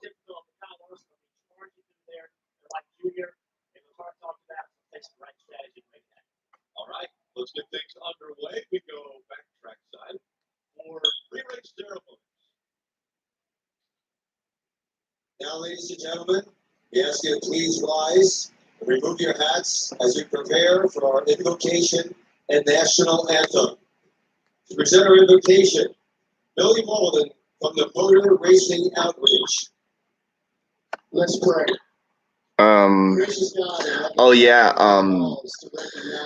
Amtrak's, usually Amtrak San Joaquin number 718 going to Bakersfield usually pulls those Comet cars, those small ones. Yeah, I see that a lot, especially with 718. I've caught them at several different crossings because I just want to try like different crossings. But yeah, 718 usually uses the Comet cars.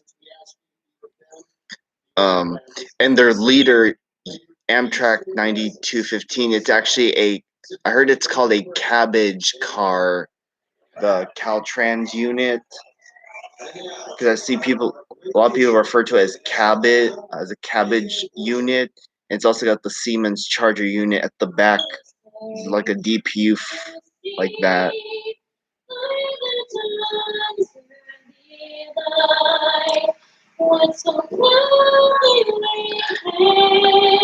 And then a few days ago, Nick, I saw the BNSF geometry train at Brennan Road out there by Escalon. It's my first time seeing that one. Pulling a boxcar and a random passenger car, and it turned out, oh, that's the BNSF geometry train. I later found out. It was a good catch though, but I swear my timing with hitting the record button is off, especially at certain crossings. But yeah, it was a good catch.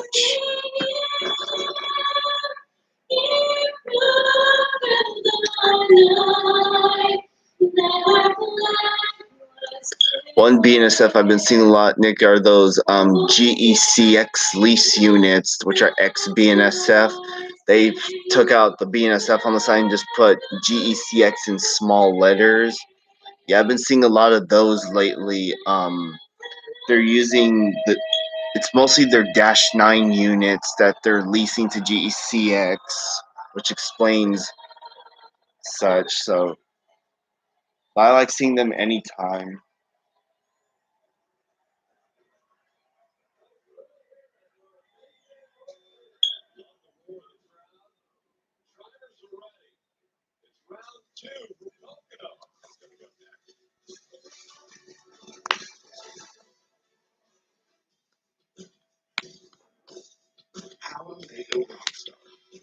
Oh yeah, I like those ones too.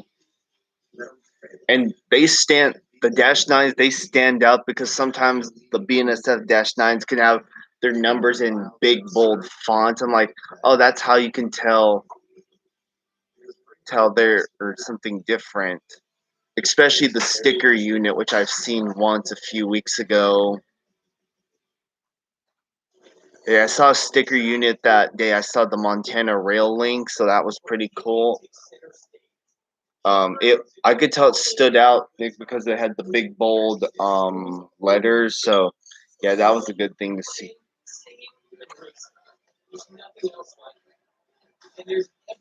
I've also been seeing some SD70 Ace units too. I like those ones. I have a picture of a GECX leasing. Hope I didn't.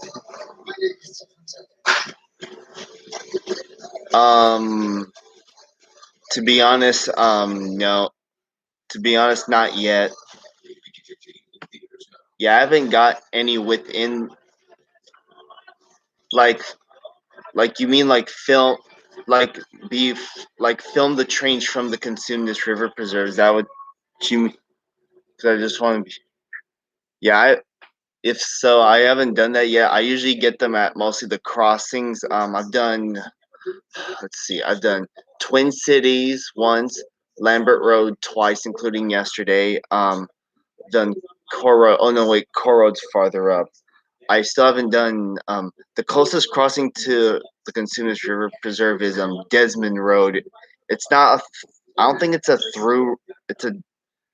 I don't think it goes through, but there's a crossing there, and yeah, I haven't done that one yet. And then there's Point Pleasant too. But to be honest, no, I haven't got anything from within the Consumnes River Preserve. It took a while to set this up, so. I meant the iPad. Get iPad on Xfinity Mobile. Hold on, I'll be right back.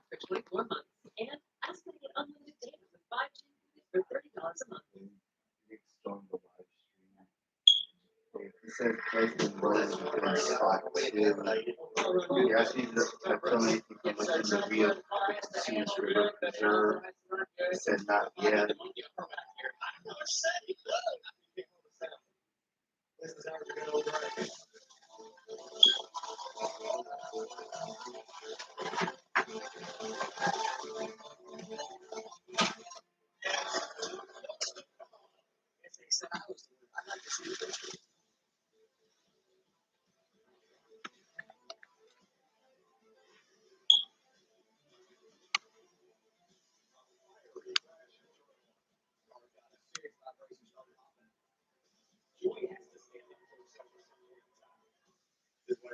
So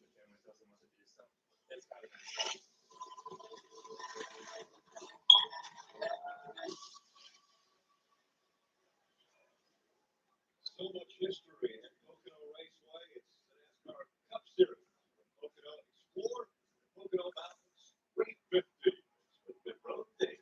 And Joey Logano was part of that history, right? One of the best sound bites ever. Hey, he finished yesterday in the 7th position.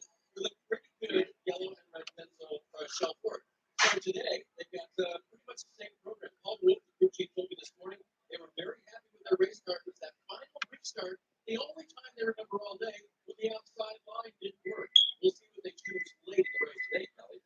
Chase Elliott has a much better looking race car today than the one he ended with yesterday. There was a lot of damage to this line car, Jeff Gordon, especially here on the left rear quarterback, the whole rear end, even the nose was damaged, and that'll happen before he hit the start-finish line on lap 1. In spite of that, they finished 12th, have a lot of confidence about this race car again today, Marty.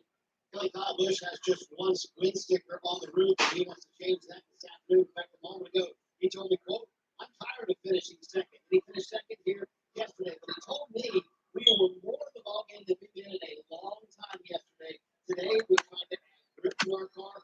The sunny conditions were in that will play. What? I don't know. Busch so strong yesterday. He was actually the second best pile in the field was Kyle Larson. So strong yesterday, but crashing on the final lap. 84. Turn here at Pocono. Let's get the engines fired up. We go trackside. Hold the command. And now to deliver those famous words in the sports. Please welcome our Grand Marshal, the CMO, Executive Vice President of the Pocono Mountains Visitors Bureau, Ryan Bossett. Welcome, race fans. We're so happy to have Also at Control Point Phillips, there's searchlight signals at the other end, but they're not accessible by vehicle. I could walk to by foot, but it was a little bit too far down. But I could see them from where I was standing. And besides, they also stay on when there's no train coming. Oh, wow. So CCT is getting, it looks like they're going to be switching some engines around. Carvana's 100% online shopping experience. Carvana lets people buy a car, get this, from their couch. Oh, I'm just... Car I need. But how does anyone find a car on this site without someone like us checking in? She's a big Oh, I'm lovely. I can never find a color you want. That sounds nice. Let me talk to my manager. Buy your next car.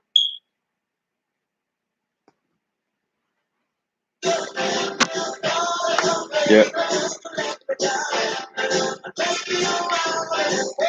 Yeah, the next group of searchlight signals after downtown Saginaw are at Elkhorn Boulevard. And then there's the ones out there by Housley Road. This is north, yeah.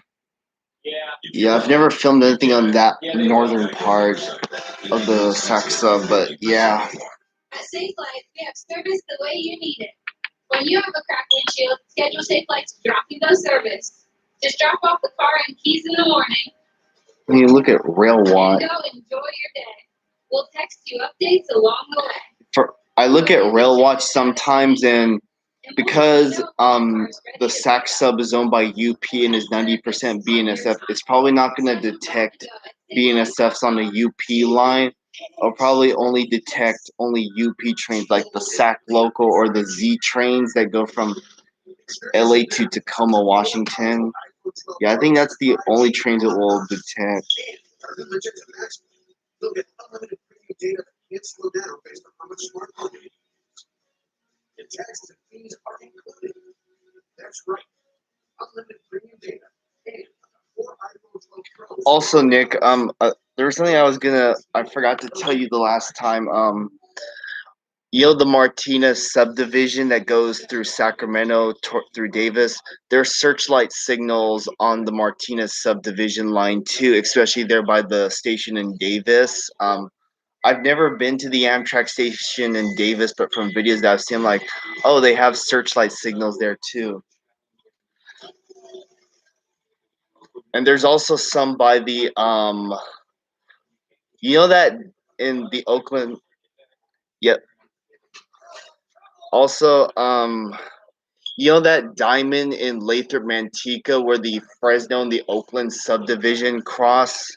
Oh, what the?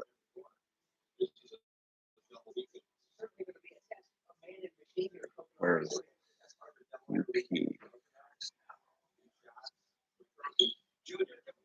Oh, here we go. Also, there are some. Yeah, they're at Control Point Hicks and Control Point West Lathrop. It's by the BNS UP Intermodal Facility. 93.50 and 94. By Airport Way, there's like a 3-tier block signal with 3 lights on it. We see it all the time when we go past Airport Way.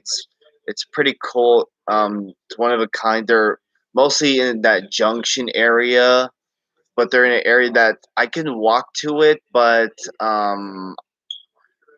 it's best that I just stay at the crossing.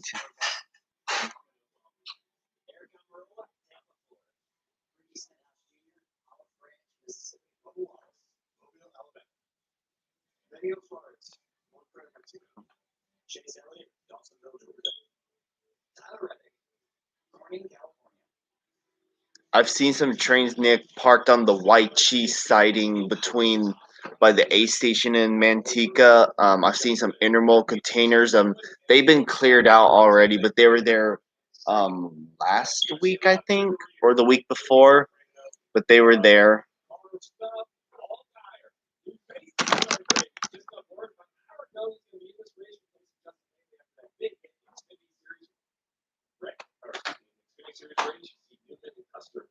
Looking for a little better run yesterday.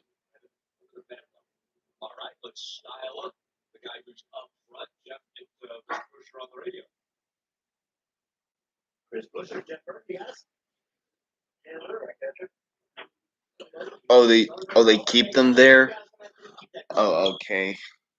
Yeah, there's another cross on McKinley that sits like right in the middle of the White Cheese siding.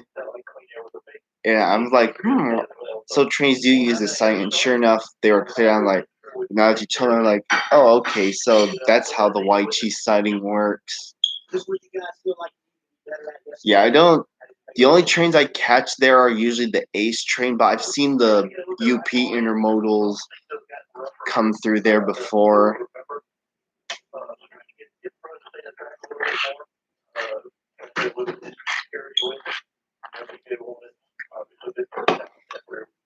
Everybody that everybody here, so we'll be trying to get through it a little bit better as well. All right, Chris, we appreciate you letting us ride along. Have a good day, man. Yeah, pretty good. Thank you, Chris Busher, this team. For performance cam, we're going to get some great news from Chris Busher today.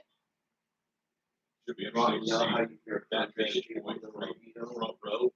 Get a few more stories before the green flag flies is over, Kelly.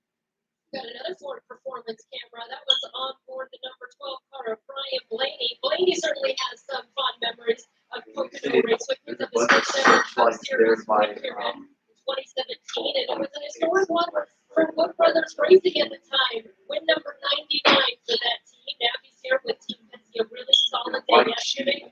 Top 5 finished then. They'll start 16th today, Dave. Monster Energy providing some good looks for this afternoon. Finishing 6th yesterday means that he has finished 6th, 8th, and 6th in his last 3 races. Coming out strong at the right time? Question mark, perhaps? Yes, as he moves toward the playoffs. Bush starts 15th today with the inversion, Marty. Made some terrific news from the activity on board with Kyle Larson. Of course, he'll drop to the back of the field in the backup car. So what was the story of this backup car? Well, it's the car that ran in Atlanta earlier this year. You remember that race? He led pretty much the entire race until the very end when Ryan Blaney was able to pass him. Kyle told me she wants to finish the job, meaning this car needs to get the win so that it deserves. I did chat with the team and asked Cliff Daniels. Here, there's one tied down by Control Point South Elvis. Larson drops back to the field. Larson was maybe driving too low on the racetrack? He said, no. He said, I'm a little more conservative on our setup on the left front, but I want no limits for Kyle. He can go as low on the racetrack all day long. Also, there's one near Keys as well. By the Control Point Series. Milepost 119.50.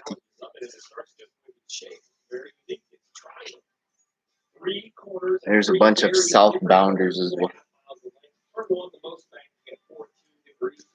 And then you come out of turn 1 down into the tunnel turn 2, 8 degrees.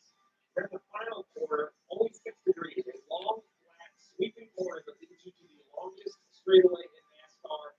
So important to keep your momentum going. This race, 140 laps, a little bit longer than yesterday's. 30 laps, stage 1, 55, stage 2, and a 55-lap final stage. Fuel window, somewhere 42 to 45 laps. I almost don't want to put fuel up there because these guys have become so good at saving fuel. It's like they learn to stretch these tanks every race. How difficult is a doubleheader day, guys? I mean, this is a doubleheader weekend where you race yesterday, you think you learned all you need to learn about the track and your car, and then you come right back the next day. You feel like it's an advantage. I think the tough part of it is trying to figure out how to make the car better and sit down with your crew chief and figuring out whether, man, we had a little, they did have a flat tire on Lawrence's car at the end of that race, but the other guys throughout the race saw issues with their front tires. They're getting aggressive on the air pressure, they're getting aggressive on the camber. Some teams maybe can step up closer to that line, get a little more aggressive. That'll absolutely put speed and grip in the front of those cars. So I'm sitting down with my crew chief saying, hey, what stall did we not turn over? Where can we get more aggressive, more speed out of this car? Physically for the driver, yesterday was a cool day, relatively short race. I don't think that's an issue. I think an easy recovery to get back in these cars play. But we saw the highlights really all weekend from Pocono and some of the big hits that we taken here in a big accident at the Xfinity Series race. Justin Haley here in the 11 as he comes across with his hit. A huge hit to the right side. He got out and laid down. We talked to him at the Infield Care Center. So he just knocked the wind out of him. It was beat up. He was supposed to be in the 77. You see him lay down right here. Decision was made. Aspire Motorsports put Justin Allgaier in the car. So talk about a doubleheader weekend. Justin's having a doubleheader day. Just got out of the Xfinity Series race and Justin Haley. Now let's listen into the 77 radio. Let me know anything. Let me know anything. You do whatever you do. I don't think you've ever hurt my feelings any. I've been doing it for a long time. I know I kind of try to do it completely. So anything you think you let me know.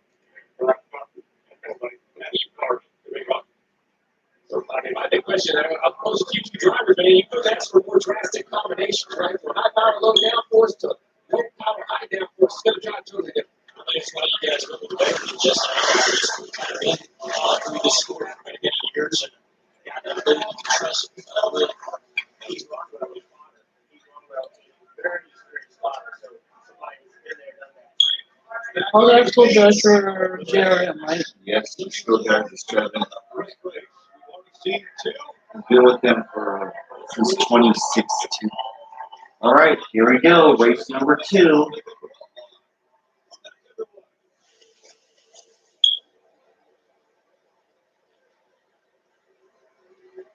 A bunch of drivers at the start of the year.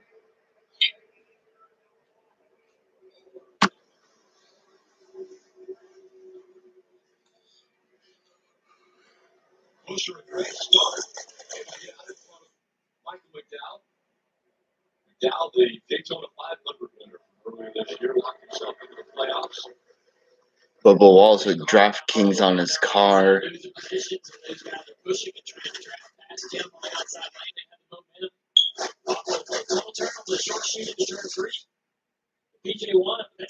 See Larson back there wasting no time working his way to the front.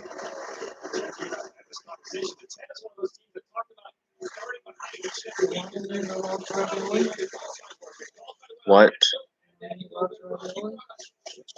Not sure yet.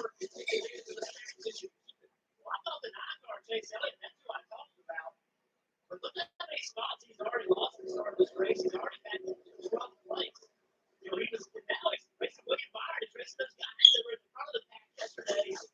Not having good cars, so making his fight to the front even that much harder. And damage to the car yesterday slots him right behind Brad Keselowski. We wondered if the damage out of the Liverpool panel was hurting the performance of that car. He just did not have the speed speed even on the straightaway over the corner, and they really there.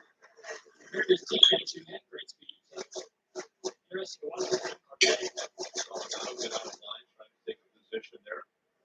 Running in the back spot. But action back there in the back looks like somebody.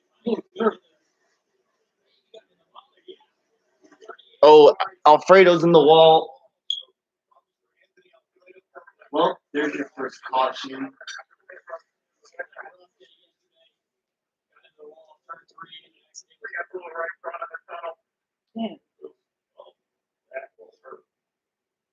Finished 26. Same car as yesterday. Death Wish Coffee. Just now. Well, here's your first wreck. I did see him go up. And boom. Up out of the groove pretty far. Okay, everyone just Around the corner and into the fence. Not as hard as it could have been. You blow right front tire, typically that's going to be a really violent impact. Lucky for him, does hit the wall and it's going to ruin his day, but he can walk away from that. and Your point, Jeff. So done. we go with the assumption to run a piece of debris. I mean, it's a huge facility, right? It's unfortunate, but you never know. Something came off another car. Bubba Wall's trying to skate. This is a race. I can't imagine going to see many of the leaders spin. And this is the team that had to go to the car. And you wonder, too, when you pull that car out, they had to crash yesterday. So what about this car might have failed that tire, right? You know, Junior, that's a great point, right? You have sway bar arm down there, you have other suspension, and perhaps is there something underneath the hood or around that maybe hurt that first tire? We don't know. You bet you go.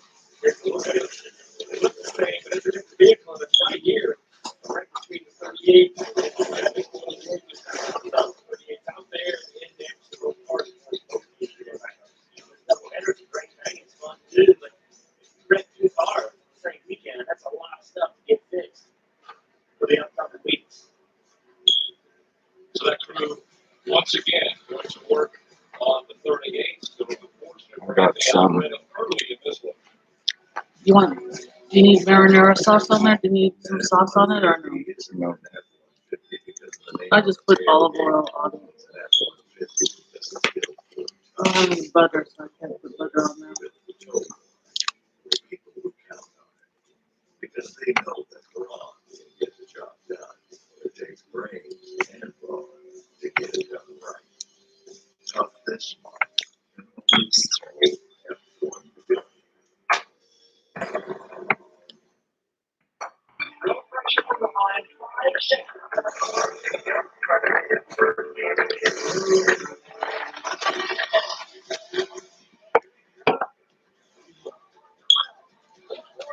It's not recording though.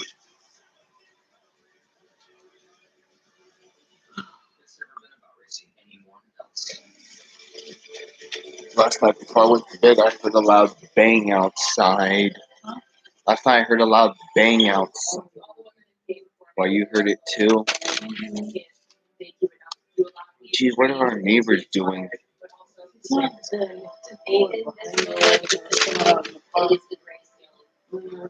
out in the neighborhood did that. Oh, this is little. I like it. Look at the color. Oh, this gentleman passed away. Is that in here? Do you know him? He's the one that always takes pictures in church? Oh. Aww. A garden hose is like roadside assistance. Quality matters. We've seen him before. Huh? We've seen him before. Yeah. When you purchase Crystal Geyser Alpine Spring Water, you need a commitment. You commit to a company that bottles a natural spring water source and protects those sources. Your commitment is why we were able to plant 1 million trees with American forests, and why we're planting another million. Since all of our bottles made in California have at least 50% recycled plastic, each purchase helps us keep our commitments and also make new ones to you. It's that simple, but it's not easy. Also, last Friday, the port engines were working at the Duraflame plant over there by Garfield Street.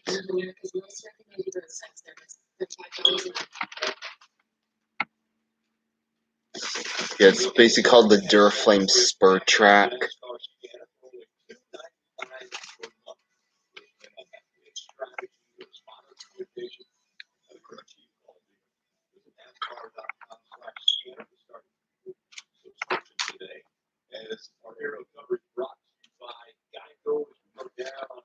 Fourth of July. Racetrack was at facility just outside of the racetrack as well as inside the most camping spots they have ever had built here at Pocono. Great site. Notice the fans lately sold out of Nashville last week. He was in the infield, sold out of Pocono. The fans back all around. People out there. Good. Big crowd. Also, Nick, if you're still here, I passed by the BNSF Intermodal facility out there by Mariposa. I sometimes see that ex-Burlington Northern sitting there. It looks like they swapped engines. They're using ex-Burlington Northern 7807 now instead of the 6775 that I've seen previously. So yeah, they're using that engine now. Where the other one went, I don't know, but it should be there unless they're switching. Also, it looks like the Lodi Flyer CCT looks like they'll be swapping engines. Fans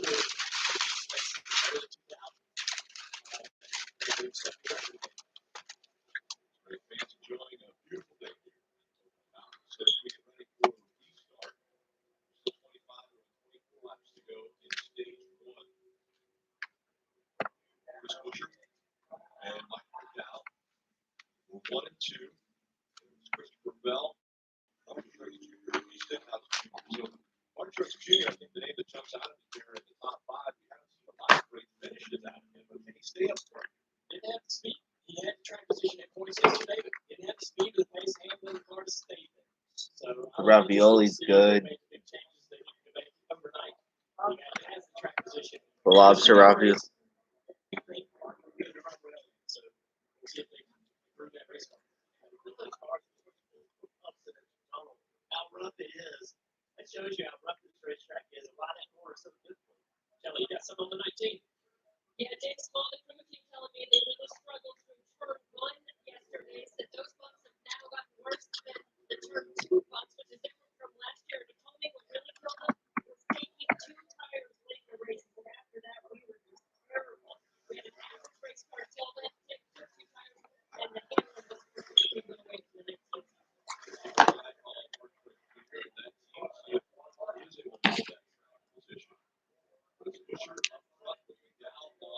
Inside, ready to go. We started on.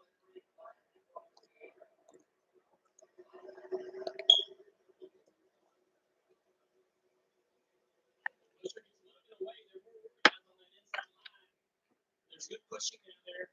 Now both lines got some pushing. Good car to get down shape. Michael now into the lead. Busher having trouble. Busher way up the track. Lost position. Christopher Bell able to take advantage of those issues, and he moves up to third.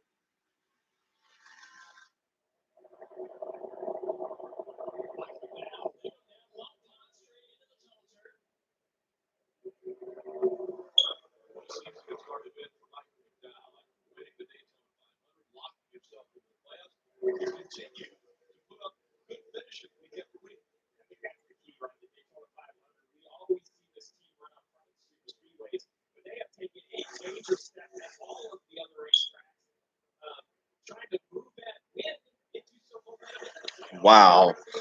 Watching Michael McDowell lead laps under green.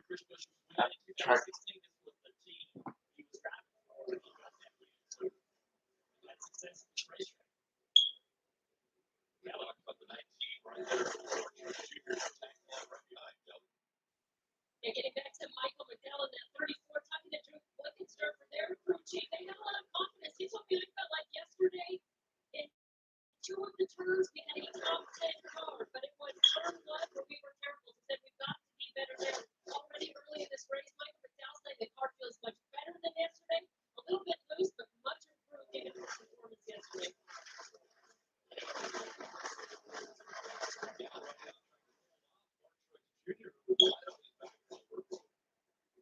We saw an incredible battle yesterday. Larson was trying to get by Alex Bowman, but it took all those 12 laps for him to be able to make that pass for the lead once he got by him. And obviously, things changed, but we're going to see the same thing out of these guys.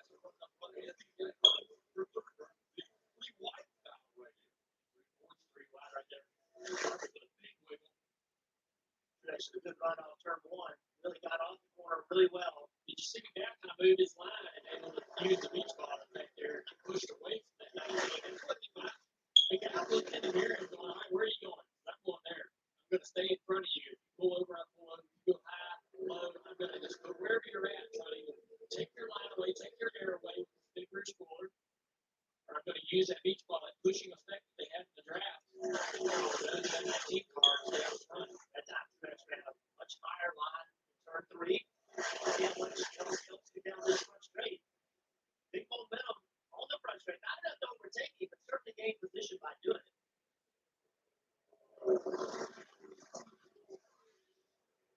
Higher line here, Mark Truex Jr. Same thing. Watch this momentum that Truex gets off turn one. He doesn't have a run. He gets momentum and just kind of eases up the fact that 31 and shoves the 34 away.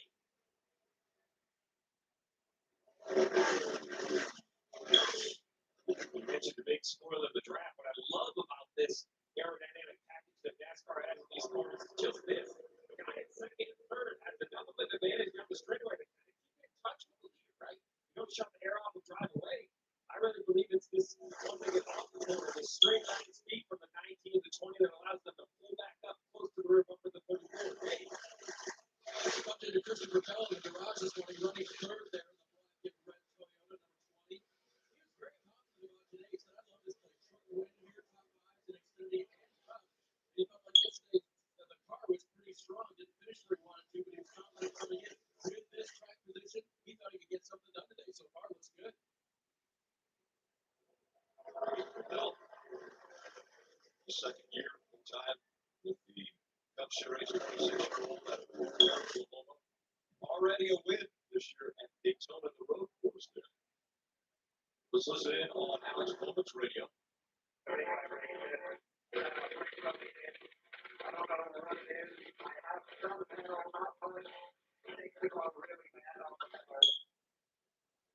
All right, so let's talk about what these teams were able to do and not able to do overnight. You had to run the same engine, same transmission, same rear gear, same brake calipers.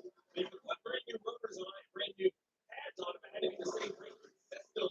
I have to monitor those vibrations, see if it gets worse, gets better. You don't use a lot of brake gear anymore with this rules package here, just a little bit into turn one. That's terrifying in this place to have any kind of brake shake issue. We see it many, many times get down into turn one, the failures, and what that can do to a race car and a driver. 23. Double loss up the track bit there. But these teams overnight, not only they were going to chase paint schemes on us. You know, you run a whole race at 23 is going to have some new colors on the car today. It's interesting. They come here and they put the wrap they're going to race today on first, and the next wrap for the Saturday race, and they just pull off that one. And Truex also changed colors overnight. And guys, most everybody I saw in the garage area today was working on their race car. Whether it was a backup car or whether it was a car they raced yesterday, you see Truex looking low now. The way that they push each other, the front bumpers needed repair, the rear bumpers needed repair. And everybody was making something look a little different to pass tech this morning after yesterday's rough race. Dow's having a hard time holding back the 19 car. Gibbs cars right here behind him, but they're putting good distance on the rest of the field. He isn't really holding up anyone else. Behind those first six cars, he's worked himself up the field. Kyle Busch, 12 positions since the start of this race. Now we're in 7th position. He's got in front of all those guys. Fast yesterday, fast again today. Jeff +9 since the restart for Kyle Busch yesterday. We heard him singing the praises of his car. Well, how was it today? Listen to the radio. But when I got down to the tire, it ripped. It stayed pretty good. So bad. So feels like everything's right. Just traffic fan. Rip, Steve. That's a pretty good one. As Martin Truex Jr. goes for the lead here. I've heard ripped and ripped too many times. Yesterday it was good.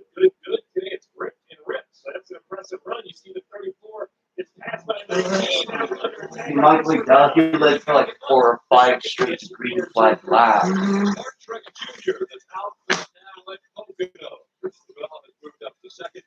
McDowell back to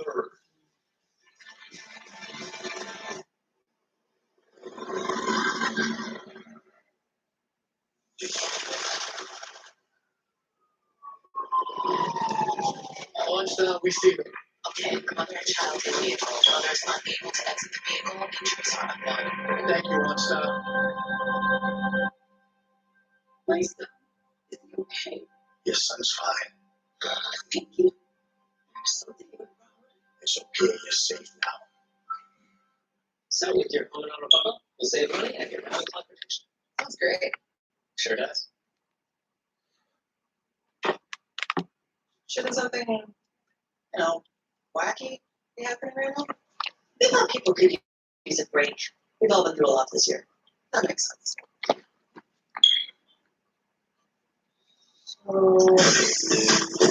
That's in sync. Are you sure you haven't booked all day? Read the room, guys. It's funny how they randomly hire Lance Bass to come and do that.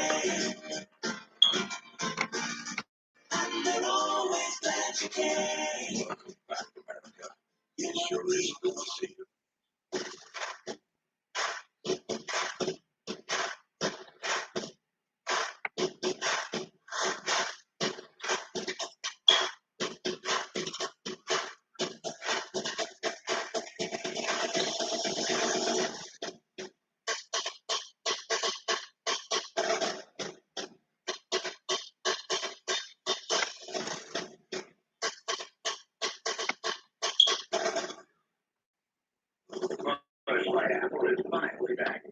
Look at this commercial.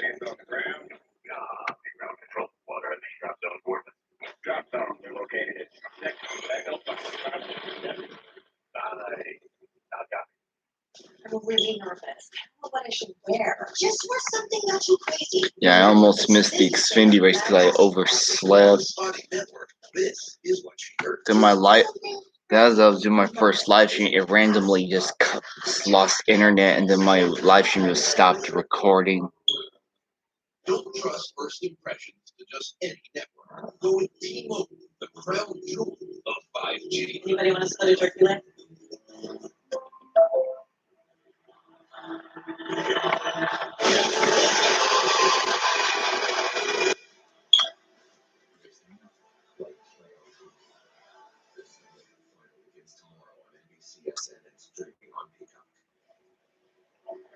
Three other drivers have been up front today. McDowell led 7 laps, Busher 6, and Martin Truex Jr. has led 4. Look at our Toyota driver update right now. 4 Toyotas running in the top 10. First, Will second. Bush all the way up to 7. Seems Denny Hamlin's like the weakest link now.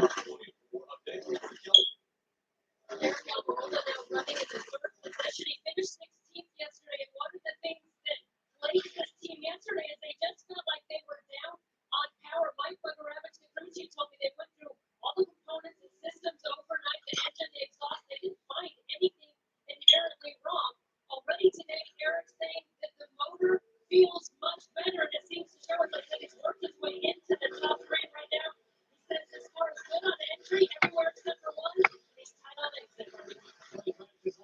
The top 5. He told me yesterday's 10th place finish was the best we have been all summer. Obviously, a lot of speculation about Brad's future as he tries to get the 4th position for Michael McDowell.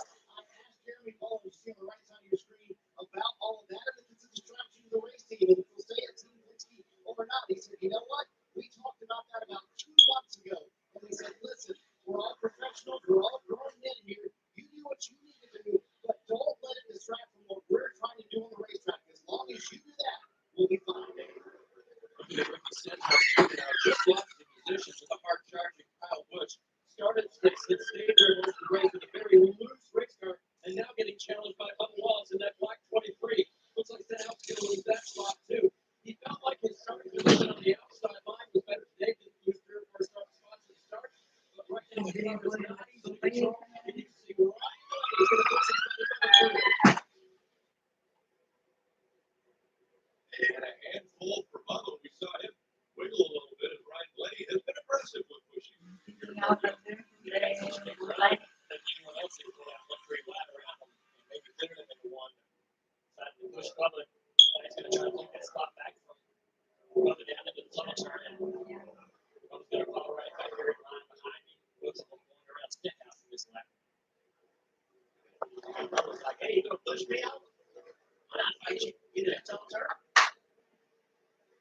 Lady up to 7. Of Wallace. Moving out of the 8. Dallas drop back to 6. Now Kyle Busch up to 5th. Well, that's the name. Kyle Busch. You look at the 21st. Started 28th.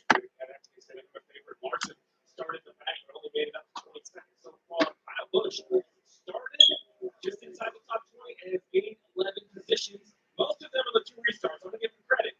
Those first lap after both restarts, the man was taking some moves, but he doesn't stall out. While it takes a lot longer, he continues to inch forward. I mean, here we are inside the top 5. We're still 10 to go in stage 1.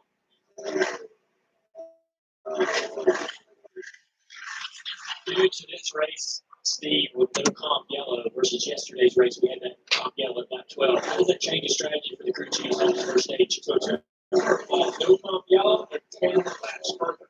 And, 10 laps, 25 miles of speed on those. That's a lot of mileage when you're working on fuel strategy. So I think the guys that did it on only 2 stops yesterday, that can be a pretty far stretch to be able to make 10 laps. And with the comp yellow, it's just hard to predict. We saw a really, really early yellow that didn't really make a difference on the strategy difference between 2, 18, no tail in the turn 1, 18 is going to look underneath Brad. I really think the decision's going to come right here towards the end of this stage. Will they run all the way to lap 30, or will somebody get at lap 27 or 28, get their fuel tires ripped before pit road closes? We'll see who pulls that sort of strategy. But continuing to chase after Martin Truex Jr. We go NASCAR nonstop.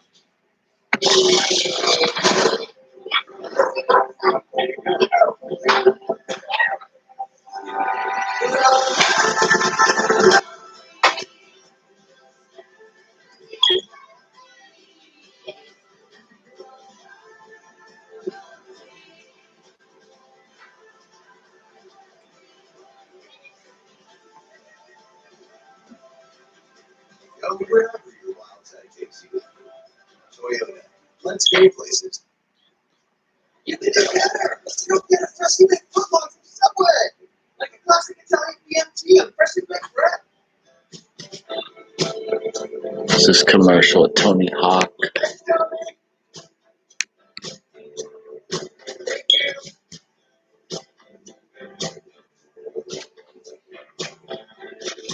Choose better, pay better. And now buy one sub, get 100% off. Yeah. Subway. Eat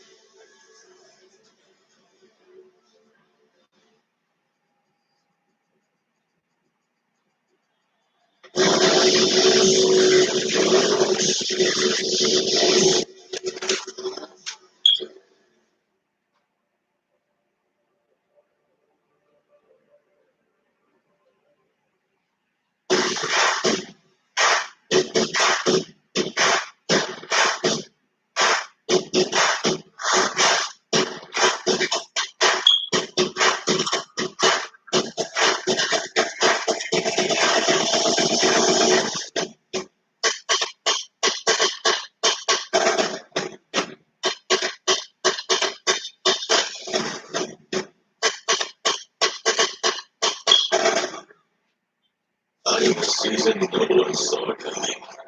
Not that it's a bad thing. I'm something none of you expected.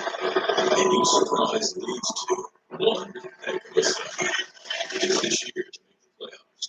You better win. Every year I think. This year, this season. I'm not certain what happens next. Neither are you. I am NASCAR. The championship has stood the test of time. Once again, Americans and the best in the world. The Open Championship on NBC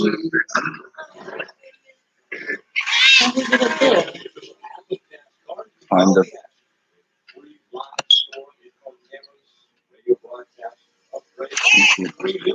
And then rolls off the deck.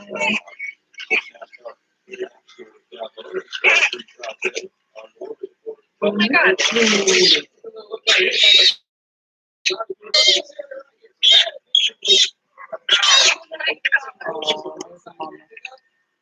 It's like a stuffed animal.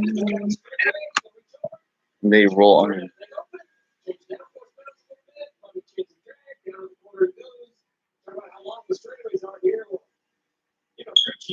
shifting anymore, Jeff. You surely should have time right here to. But it's a big gap right there. That is a long air going in there. So there's a, okay, right there, right there, all in. Steve. Well, it's early. What's the reason? The reason is you're trying to reduce the drag down the straightaway. That valve, if you put that valve in a position that reduces the drag, makes the car go down the straightaway quicker. When you get to the corner, change that position. Now it puts downforce and drag in the car, makes you drive better. Yeah, and you may actually need to close the one corner and to change the balance of the car. Your point, Jeff, right? Drag in, maybe it makes a turn versus one way or the other. So we'll see. And as we talk about that, right here, the left of Danny Hamlin turns left. As we talked about before we go to the stage, I don't know if this is planned. Like he's over here doing it. There he is going to the valve here. He just turns left. It's all turn. That's it. That's the only place he has it open, right? And he lets it under the all the way to the straightaway. And maybe he's experimenting. Maybe he's trying to learn. Removing garbage around its neck. What's that? What's the we saw the 11 what's the diameter of that little hole that's coming out of there? How much change is that really making? That will make a lot. 3-inch carbon duct at 160 miles an hour. It's a lot of air between them. Mental note: first two cars to take advantage before the stage. Williams racing driver. It's wrapped around its neck so hard that it cut deep into its skin.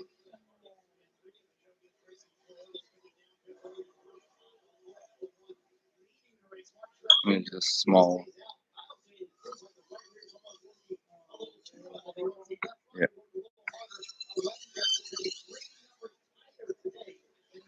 Conceal migration.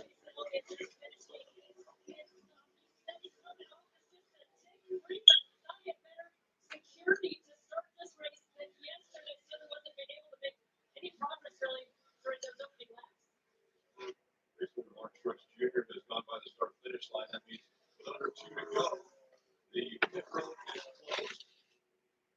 So wait for no more strategy moves prior to the end of the stage. No, right now, Truex looking out front. He goes, man, if I could lap Chase Elliott, that's one guy I could try to get a lap down. And he's trying to get the whip around. That's going to hurt his strategy right here. He's just out in front of him.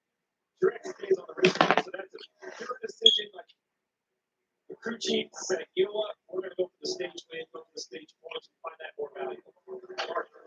Racing, we saw Kyle Larson have a terrific first couple of laps. Made that he sat there in traffic. After all these pit stops, he was up for the 17th position. Wow, and had a little bit of nose damage on the restart earlier. He made some contact with Denny Hamlin. But Daniel said a moment ago, yep, we took some pictures of the nose. We can see it's a little more damage than we All right, thought. final lap, stage one. It's been a little more difficult than they thought. So Byron is the first car lap down. You're talking about messing up tonight's strategy. That's the guy that's in that position behind the leader. And there he is, trying his hardest to catch that 19 car and lap himself before we get back here to the stripe and finish this stage. He's just behind the leader as well. So as much as Truex wants to get in front of the 9, Byron knows. That, like Byron mentioned, you look at the free pass, but that is what you're the tail end. It's why you get your lap back. It's still a big disadvantage. Look at him fight down in his corner, trying to gain as much as he can. A lot of speed. Will try to. Into this. Oh boy, he might lap himself as Truex wins the stage. Wow. Was able to unlap himself. Yeah, good job. Wow, that was close. Well, on to stage 2 now. Hey, Bubba Wallace got some stage points for one. Oh. Wow.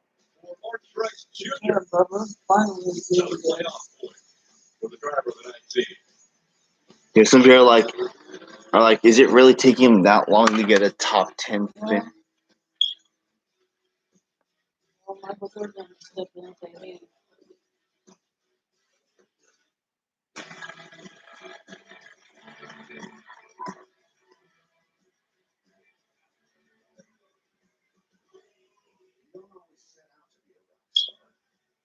But when the spotlight finds you, you become one anyway.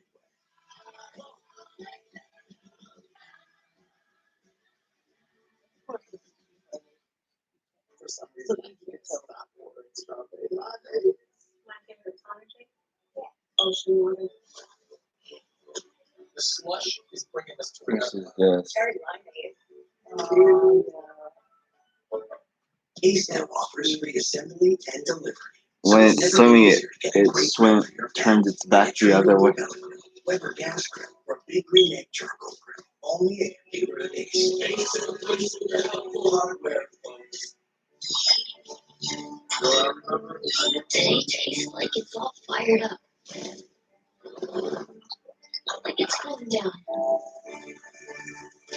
Tastes like open air. And closed eyes.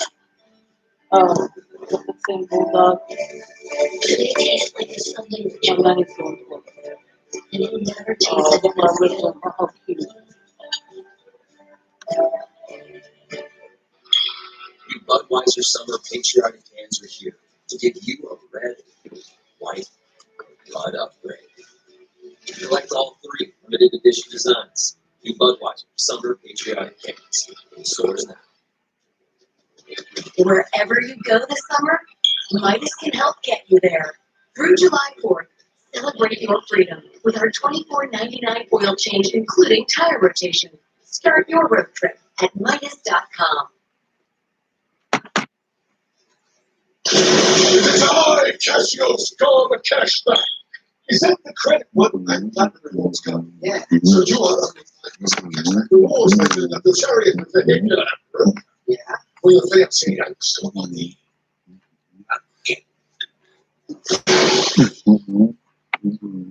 Go.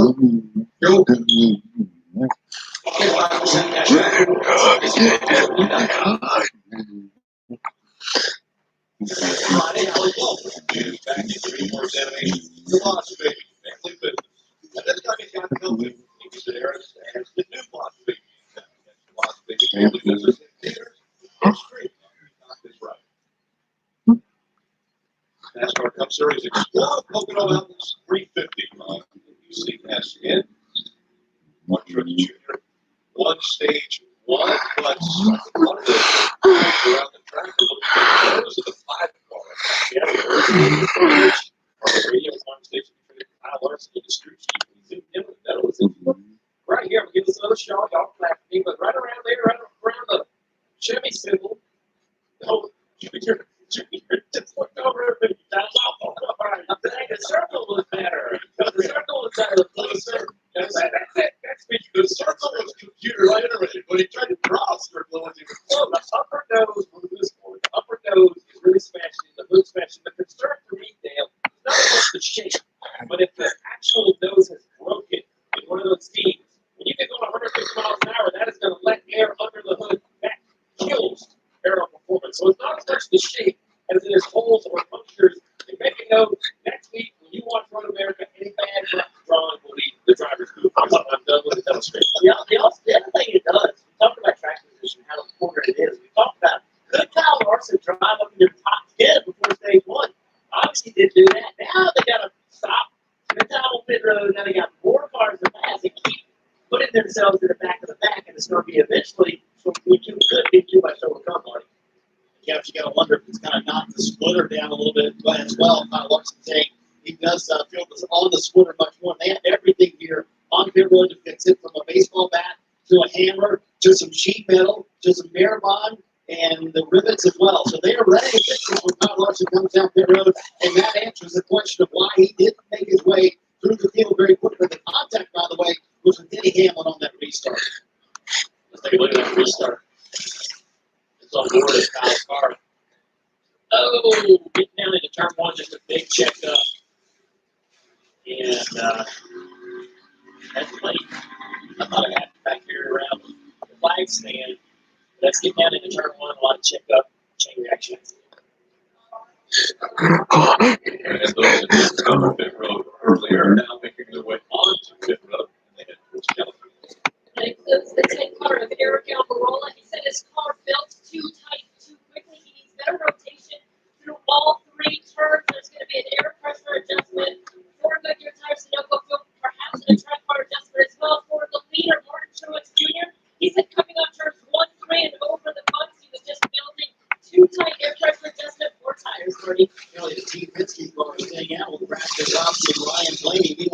cars and has made the way to the pit stop. Yeah, Coach Daniels getting up close look at this now. You can see the damage. So he's really pushed here around that low time on the very front of the cars. He's not about any pit stop. Kind of kidding like that. I do not think the splitter is not down any further. That was their concern. But Coach Daniels was very clear. Let's take all the time we need. These long pace laps certainly help with us for Mayor.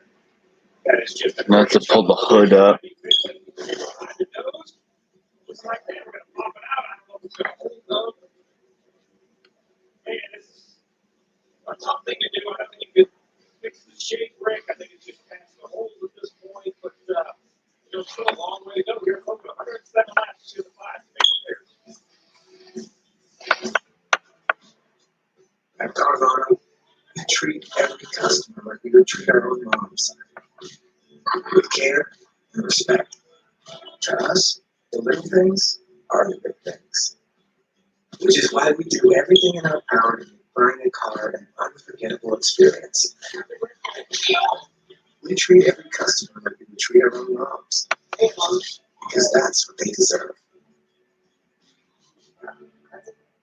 Case now offers free assembly and delivery. So it's never been easier to get a great grill for your family, like a Traeger wood-belly grill, Weber gas grill, or Big Green Egg charcoal grill. Only at your neighborhood Ace. Wherever you go this summer, Midas can help get you there. Through July 4th, celebrate your freedom with our $24.99 oil change, including tire rotation. Start your road trip at Midas.com. You're coming.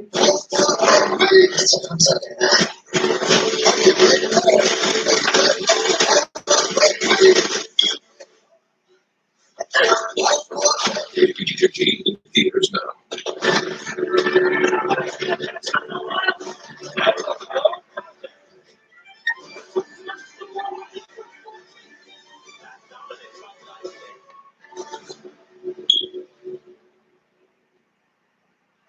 Look, if your wireless carrier was a guy you think would want not very flexible, not very safe. You deserve better. It's getting me mobile. Now they have unlimited for just $30 a month. $30. I'm your number one in customer satisfaction. Leading. So break free from the victory. Xfinity Internet customers, take the Savings Challenge at XfinityMobile.com/lifesavings or visit an Xfinity store to learn how our Switch Squad makes it easy to switch and save on this. You never know when you'll be. Great job. I mean, great. I'm comfy and safe with you, but it doesn't take much for me to get hurt. See, look at the picture of the talking brain. See, look at that. Look, they just slip up in the.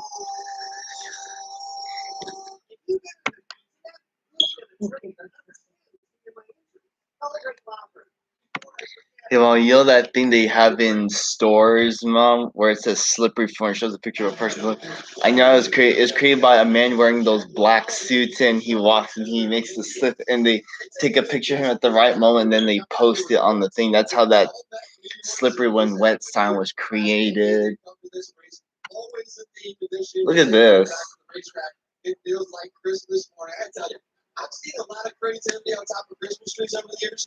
Oh, look at this Christmas place. Christmas tree with beer king. Well done. Well done.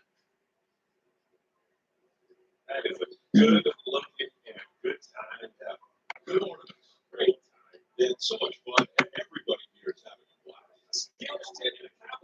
Here we go. Back to green. Kozlowski on the front, I think.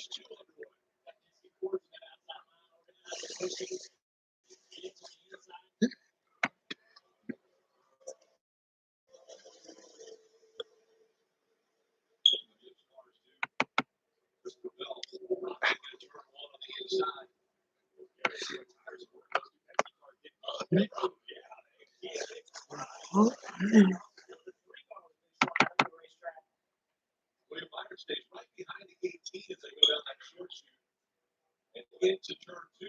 So just think about what you just said. William Byron, the guy we showed saved his lap by a few feet, is back inside the top 5 of this race. That's how much of a change that past turn 3 made for William Byron's day. Let's take a look at Kyle Busch. Listen to Kyle Busch.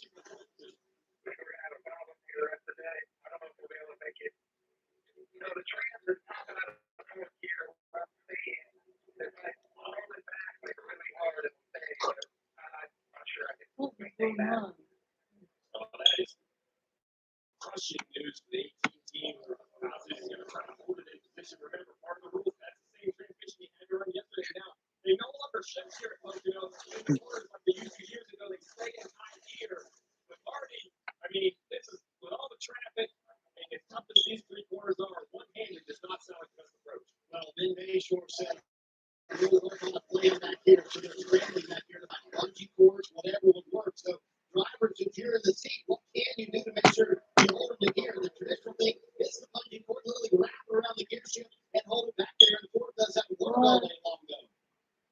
Well, Fisher to me, he said he was going to have to really hold it back. Like it was going to take a lot of force to hold it back. So can he put a bungee cord in there somewhere and you're going to put enough tension on it after he gets it in gear, right? You got to go through the shift, you got to go through the restart, and then hook the bungee cord up to it.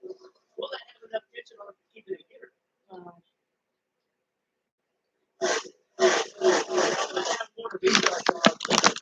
Left side practice. Put his hand out the window. Come on, teammate, time lady, let's go. Everybody notices that. When you're on that outside line, 20 car 18, everybody, especially the 18, who's going to be important to push this 20, see that wave, and help time they're running. Go like I said, that's what you. I know. Trying to get my street cred back up. Brad Keselowski's out front by about 17 seconds. He's been playing late. Christopher Bell, Kyle Busch, William Byron, Denny Hamlin running up to the top 6 now. Chase Elliott also they're in 7th. Alvarola, Austin Dillon, Ross Chastain are the top 10. My thoughts on the Kyle Busch issue with the shifting is I think you're a Kyle Busch fan and the crew chief on the box hoping that he's overstating the problem. And then maybe this thing's going to work out. And maybe, yeah, they get attention for it. Bungee cords the shifter down in the 4th gear and makes it do the rest of the day. Hopefully it's not literally popping out here. He's not literally driving the car with one hand. You know, my concerns are pretty that here for a long time. You know, the downstream effect is because you break an engine. You know, overrev the engine and injure your day. Yeah, and on top of that, not only the red engine, but now you have no engine braking. So when you jumps out of gear on the entrance of turn 1, you expect it to come out of the gas and the engine slow the car down. Well, if it's a neutral, it does not slow the car down. Really easy to get the thing in the wall, get out of the groove. Us drivers are going to be a little mad. We got a problem. It's big. You are? It's massive. Oh, yeah. I was going to say, you're okay with that? Now. Burton didn't. You didn't jump on that train. It's low. First one I've ever been. I just use an audible stuff. It's not by the pitch of the voice, how loose it was. We're talking about strategy. Keselowski and Blaney, who has yet to come out there, another car who's yet to come out there, the 3 of Austin, back in the 9th position. The reason I point that out for Austin is he is currently 4.7 seconds behind the leader. He's okay. One of these days, close enough to the leader that he can come to pit road. These guys have had it. They're going to need fuel here in the next 5 to 7 laps. So Dylan knows he's going to have to pit. So with Bell, who I would assume is stay on the racetrack in 3rd position, you never want to lose the lap. What we just saw with Byron, these strategies only work, Dave, if you can stay on the lead lap when you pit. That's right. And that's one of the places on the circuit where you can do that under green.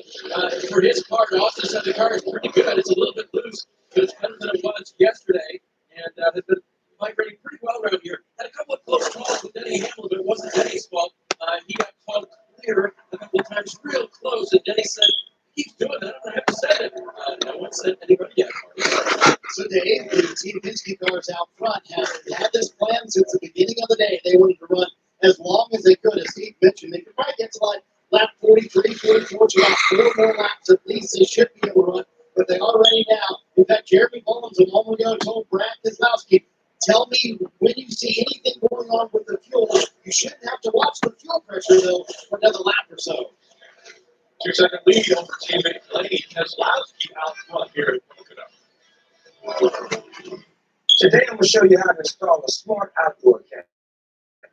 First, grab you one of these right here. Then get rid of the instructions. Next, have Vivian come install your entire smart security system plate so you can focus on more important things, like weed. Vivid. Smart security, professionally installed. Ace now offers free assembly and delivery, so it's never been easier to get a great grill for your family, like a Traeger wood pellet grill, Weber gas grill, or Big Green Egg charcoal grill. Only a computer and Ace. Hardware clothes.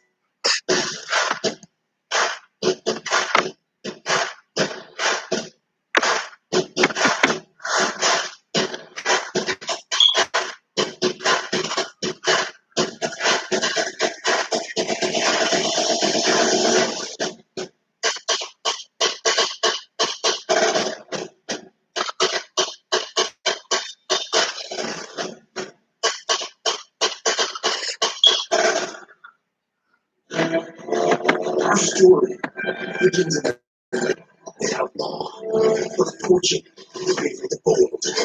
It's the story of a man named Mike and treasure. He was sick. This is the gold. Was that who kept this? Here's to Mike. Nobody makes lemonade like Mike's. Wherever you go this summer, Midas can help get you there. Through July 4th, celebrate your freedom with our $24.99 oil change, including tire rotation. Start your road trip at Midas.com. Now, we all know Progressive offers 24/7 protection, but we also bundle Apple vehicles and home auto to help you move forward.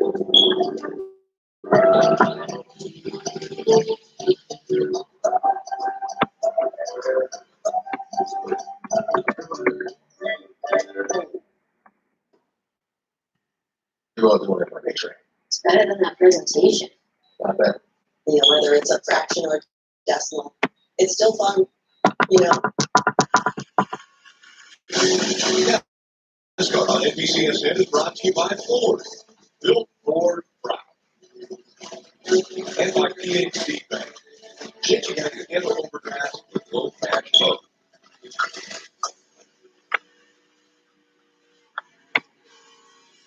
$9.90 under attack from the 18. He's ready to get out of the gas. And Kyle Busch took advantage of that. He's up to second now. And lift on the corner exit, kills the straightaway down the long stretch into the tunnel turn, and there's just two spots right there. I want you to see, you got to feel good about what they've been doing the last several weeks. Like it's easy to say, they were for a long time. They were the third best driver, third best team at this, you argue, but over the last 3-4 weeks, they have clearly done better than their teammates. Even as coaching this ratio or making good changes, learning each other, this team is headed in the right direction. Like, there's another spot there where they haven't come to pit road yet. They're on some older tires compared to the guys around him. Remember, Kyle Busch has mentioned that shifter popping out in fourth gear. He's trying to hold it into fourth gear, Dave. Austin Dillon on pit road, leaving 95 or 6 laps to go. That's a couple of 48s with one stop or two stops, and split it into third. So we'll see what they do from here. The tires that's no with fuel, no other adjustments other than air pressure. But the 3-car had to come down because he was losing time in the leader. I'm a little surprised. I'll be honest, I'm a little surprised that Brad Keselowski's continued to lead this race as dominant as he was on those old tires. Now he comes to pit road here, but guys, he drove up to a 3 or 4 second lead on old tires. You see an interesting call. Jeremy Collins got up for Brad Keselowski when they were coming to pit road. As soon as he saw the fuel light, he knew he really had to go to the reserve switch. He made the call when they came to pit road. So Keselowski coming, saying he needs one more pressure. Turn 1, turn 2 is the only place that he's loose. We'll see if this back when they get to the place. He said through the heat top over that side. He was extremely tight. Let's see what's happening. Oh, Brad Keselowski. And the play of Kyle Larson was even into his pit stop. Kyle Larson hitting here as well. And the back end of the field for Kyle Larson was right side tires and fuel. See, on board, we were riding with him a moment ago during the commercial break. He is plus 20 on the temperature. So when that starts to concern you with the fire and that damage they had earlier. Yeah, I mean, look right here. I mean, look at that dash. It is not just a cave. The whole thing is flashing. It was yelling out. It looks like a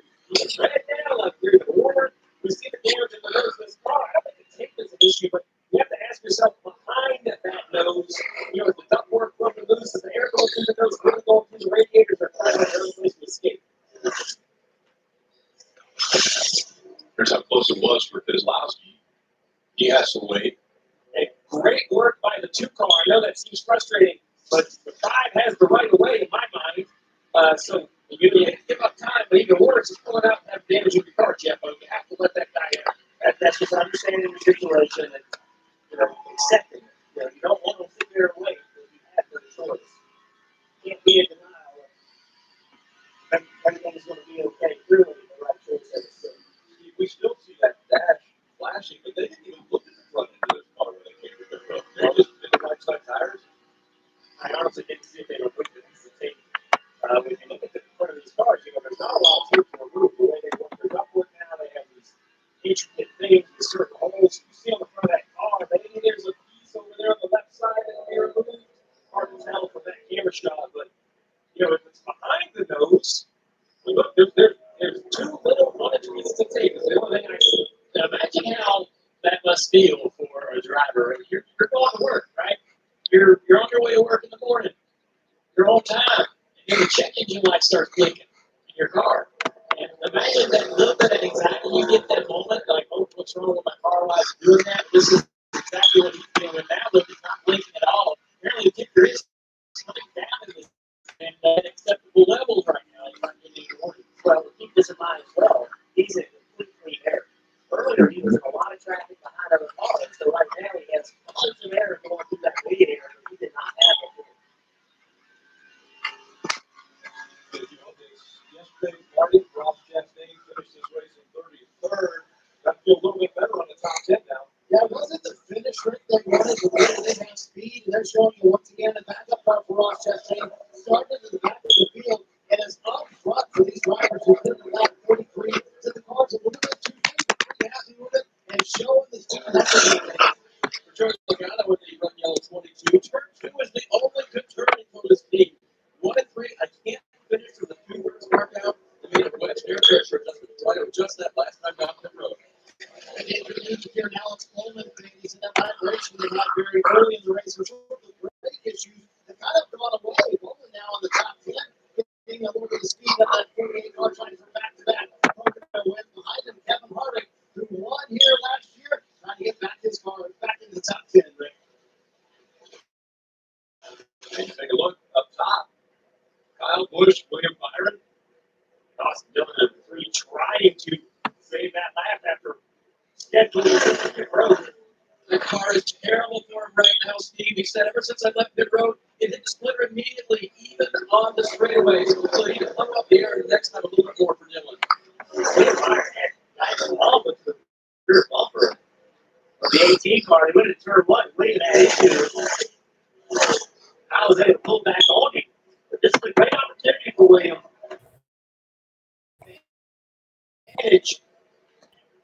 Although we're not driving as well for Kyle Busch right now, we're back on the pit road. Let's get you stopped. Never a good start. He's going to run that quickly. They're going back to the right side of this car. It's going to be 4 tires and fuel speed, clearly loose wheel. That's all us. You just double check to make sure that's the case. For Ryan Blaney, terrific run yet. There's a lot going on kind of all over the racetrack. He is singing while he's in the lead.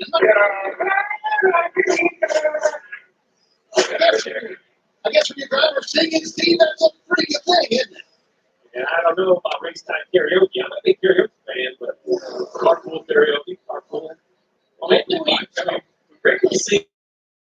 We just think Steve Miller right there in the car. Kyle Busch out front, and he has a 0.3 of a second lead. What's the strategy there in those? They came in before the end of stage 1, and now you go to the middle. How far do you go in stage 2 before you make your way to the road? Well, you're going to hit in stage 2. Well, you are going to phrase that. You are going to hit in stage 2. So you're probably going to run this tank of gas about as far out as you can. Try to get as close to the end of the stage so you have 2 tires for the restart. We'll make replay pit stops for all of these cars. People everywhere living with type 2 diabetes are waking up to what's possible.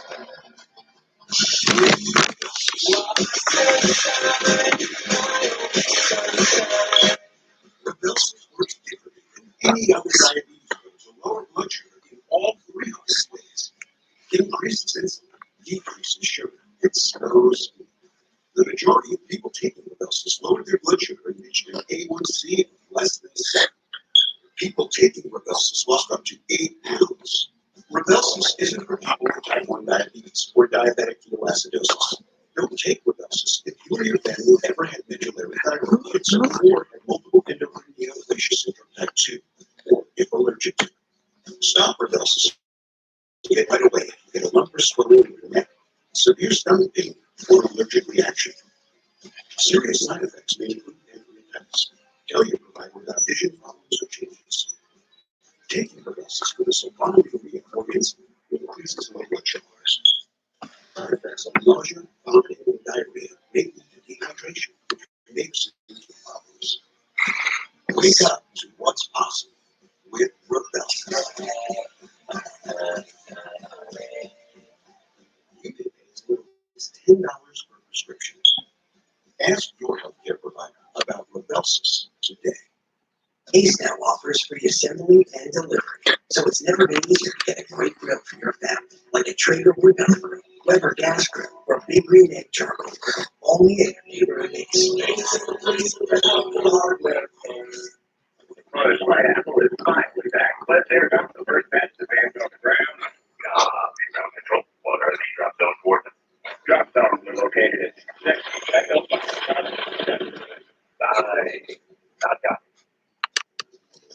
Wherever you go this summer, Midas can help get you there. Through July 4th, celebrate your freedom with our $24.99 oil change, including tire rotation. Start your road trip at Midas.com.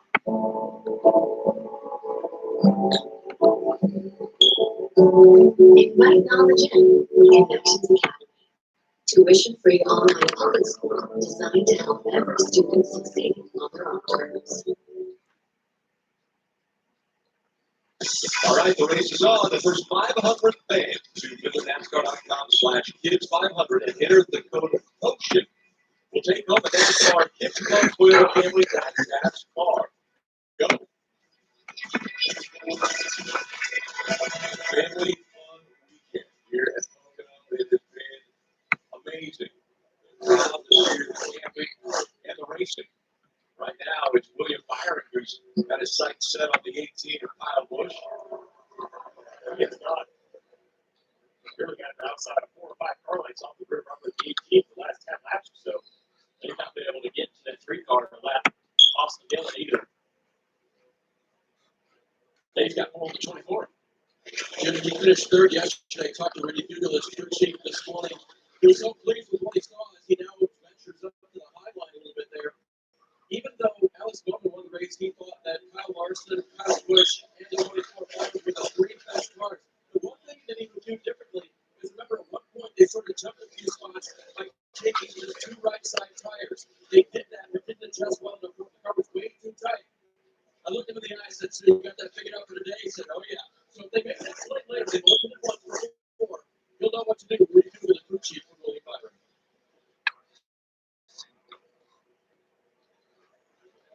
And today's Xfinity fastest lap, Kyle Larson. That's that 167-mile-per-hour average. Got William Byron there in 3rd. Kyle Busch in 5th as far as fast laps turned today. Kyle Larson's repairs and overheating is currently 30th, but on the lap and running top 5 lap times almost every lap. So whatever the issue was for Larson and the damage and the issues with fueling, it looks like that was resolved. Now it's just a way can they find their way back towards the front of this pack. Let's listen to Larson's teammate, William Byron, which we go for a second. Even if we got first place team, Brian, we're going to do our strategy. So whatever we can do, we're just going to get our free. We need to have under last time for our strategy. Down us up a little bit. Oh man, I love that. So there's 2 things happening. There's a chest match and a pit boxes of a race on the racetrack, and you hope that your chest match matches the traffic on the racetrack. What I mean is those Penske cars stayed out. They're on a certain strategy. There are other cars that have pitted at 33. They're on a different strategy. William Byron hit at 27. So really 3 groups of cars. And what Rudy Buell's saying is, kind of project where I need everybody to be around this racetrack for our strategy to work. And this number 3 off the Dillon car in front of Kyle Busch, or Kyle Busch in front of the 24, in his opinion, is slowing down their overall pace. So this is the point of the race. As a driver, you might not want to go. It's the big deal. So the big deal is this is hurting what I'm trying to do on top of the pit blocks. So now, Junior, that's fine, but I'm assuming, William Byron's not on a Sunday drive. Like, he is trying to run the 18 down. I know, I've never heard crew chief say that, man. You're going too slow for my strategy. I mean, change the strategy. I'm going to drive as hard as I can drive. Man, you change your speed. That's not as fast as it goes. One guy who's running a great race just a minute ago, almost closed up to the back of his there up front, is Christopher Bell in his 20 car. His teammate, Denny Hamlin, is fourth back there as well. So the ditch car to fast. And Christopher has really needed to start putting together some solid runs and move into his 20 car this week, or this year, I'm sorry. And just hasn't really been able to get out there and make things happen on a weekly basis, but it might be coming. Hey. And he was trying to make that car come around for him. The last report before their pit stop on 127 on the green was that it was 2-3 through the tunnel turn. 3 turns here at Pocono. The tunnel turn, which is coming up to right now, high speed, almost flat out. And through there, if you're a little bit too free, you can't do what you want to do, Kelly. Well, the spots behind Bell is the 9-car Chase Elliott. He's been turning some of the fastest laps on the track, and he's pretty happy with his race car. He said it's decent right now, but he said the worst spot for him is in turn 1, and he said then if I miss turn 2, I end up blowing turn 3, and that's really the challenge of the tricky time. Well, listen, guys, you really got to try to connect all 3 of these corners to really maximize the speed around here. Yeah, Kelly, it's so difficult. All 3 corners are different. That's why I have Chris Buescher, this small performance cam, and show you how different these corners are. Getting back to turn 3, he's got to come on the inside of him. Letting going back to that pit stop.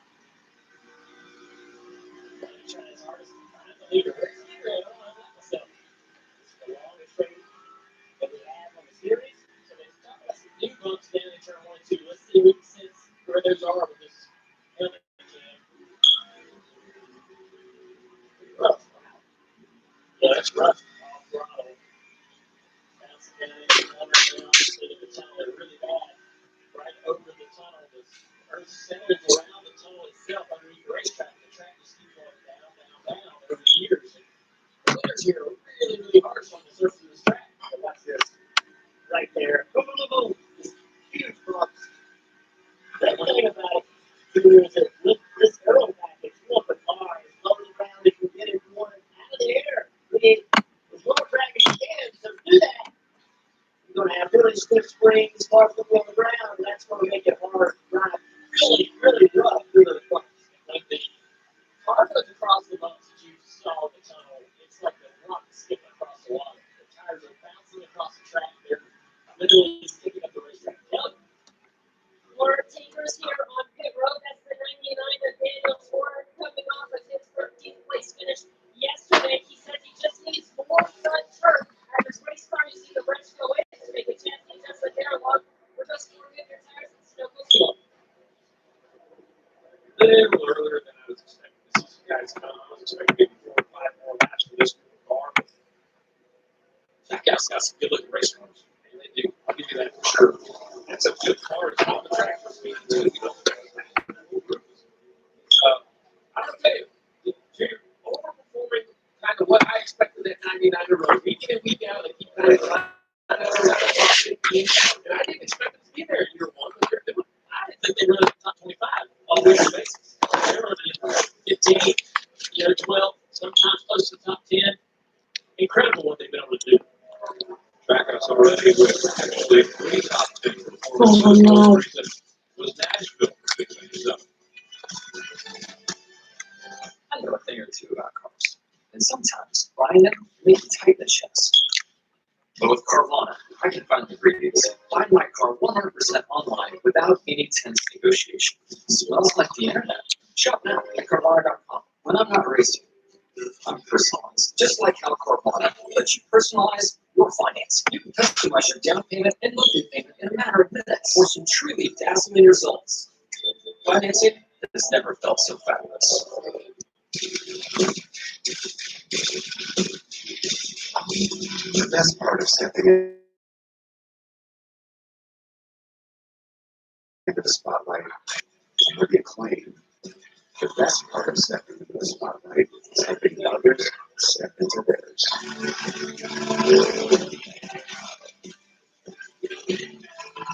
During the Ram Spotlight Sales Event, get $3,550 in total values on the 2021 Ram 1500.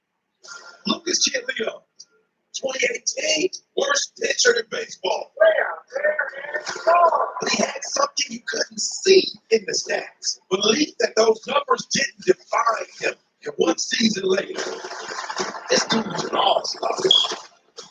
Guaranteed Rate is a mortgage lender who understands the power of belief. First home, dream home, whatever your goal, you can make it real.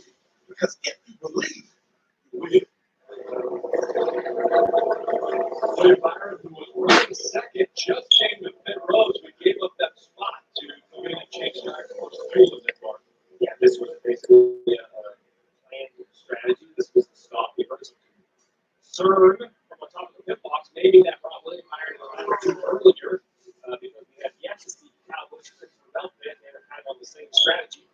So when you talk about small obstacles, maybe we feel step in, we fell lap or two earlier, maybe we can jump and leapfrog the 18 at that track position. maybe, and also Steve is completely clean there. Completely clean there. So now they can just go out and make that time. Doesn't have to worry about anybody. He can run those cars out in front of you, but came off of the racetrack in clean air. These first few laps would be really, really quick. And this is important. These teams now have programs to protect where their car rejoins the racetrack. That's how they know whether they can pick it out of the lead. And Jeff, to your point, it's not just a leader. Now it predicts lap traffic. Where does it put you on the racetrack? I used to go to the 24 hours Daytona against the races, and that was where you heard about in laps and out laps. And now it's come to NASCAR where he has to go out there and perform right away. Go out there, get up to speed, hustle through the tunnel, hustle into turn 3 on cold tires with no grip to try to get out there and leapfrog the things he probably cycled up your road, Marty. As you do with your leader, Kyle Busch, you've got ABR cars 1, 2, 3 right now. So Kyle will be doing the pit road very shortly. Steve, we talked about this transmission issue. Kyle saying the car popping out of fourth gear. I've been patient with a moment ago. I said, will you handle a funny part of this stop or not? He said, I don't even want to talk about it right now. There's a Ford coming down the road right now. He said, I'm not going to do it under green. I do not want to hand him a Ford under green. I don't want him messing with it. I only want to do it under caution. That's their plan. Kevin Harvick coming down the road. He among those that did it the last 20. Do you know where the cord is for the battery pack? Because I'm looking in my room, it's not there.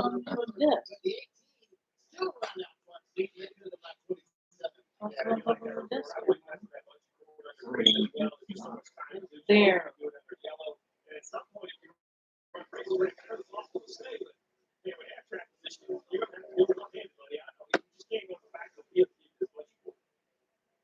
And the question is that gear shifter popping out of fourth gear, which Kyle had said to Richard Baser earlier. It's not popping out of fourth gear. I don't think that is right. We know that by looking at lap time or the speed of the car. But the transition coming the signal coming from the car was not very responsive either. I think it's staying in gear whether you don't let it in gear or not. But hopefully, I'm like Richie, man. Don't say anything. Hopefully, it's not an issue and it goes away, or he's found a way to deal with it inside the car. He's got a great time, good pace. I'm interested to see. I thought that call for William Byron to come to their road would drive support of the team as well as we see them left and Danny Hamlin now making his way to their road today. And they told Trippy Amart as Richie, when I try to carry too much speed, I'm really tight on lane exits. So the lane adjustment for that looks like it's going to be air pressure for Hamlin. They'll get that windscreen clear by pulling its hair off the front. You're talking about this one. This is different. No. They're looking at this, they're looking on the bit. I stopped. 52 flats, 53 flats, and Busch 52 and 54 forward. So it's a second and a half in one lap. If Kyle's lost to Byron or Byron's game, that leapfrog is going to happen. How long does it take to stay out here? Losing time. Yeah, I'm shocked they haven't hit it yet. Right now, Byron's a little bit behind the Penske cars who've only stopped once much faster. He's over there now. Obviously, the 18, they're not worried about just one car. They're going to stay out there and just stick to their plan. Jim Bayshore told Kyle Busch a moment ago, he said, we're going on you, not until you're switch, meaning they'll flip the reverse switch. So until he hits that, they're going to stay on the racetrack. Wow, it's another strategy for Byron. Byron again with a 53-1.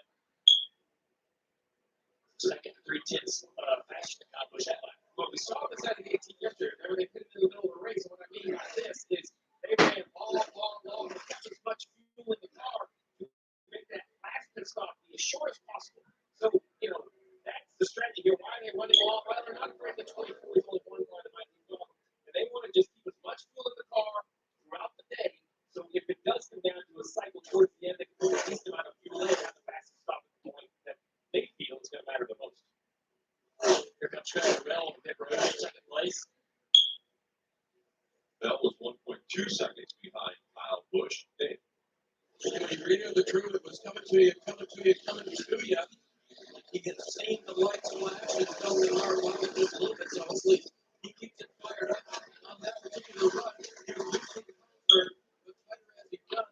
But the other way to have a number like Kelly, I think you look at that.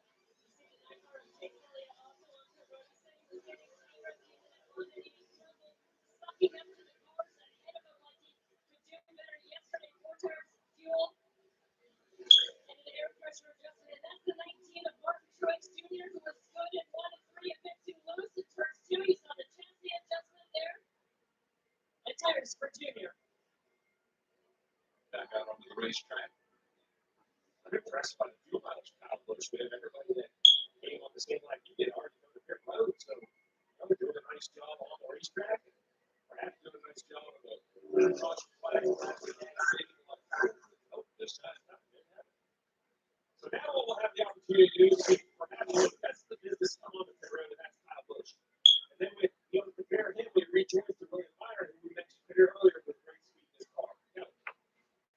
I think this picture helps him enough for Eric Almirola, who said he was getting exponentially tighter as he got in traffic. He also said something felt weird in the right front. You can see a chassis adjustment there for Almirola, along with four wheeler tire stations. On the street, it was pretty quiet during this run. He looked at 4 tires of fuel and he's gone.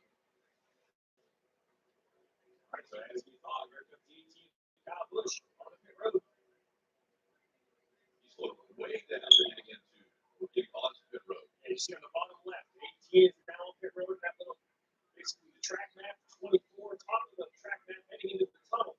That would be the two cars comparing each other in a blend for position, and the 18 needs after a stop. For Kyle Busch, 8 laps further than William Byron. And you're right, watch the 24 kind of come around. Here he's going into turn 3. Out in the car is a little bit too tight on that. So that's the biggest problem. You can't have that.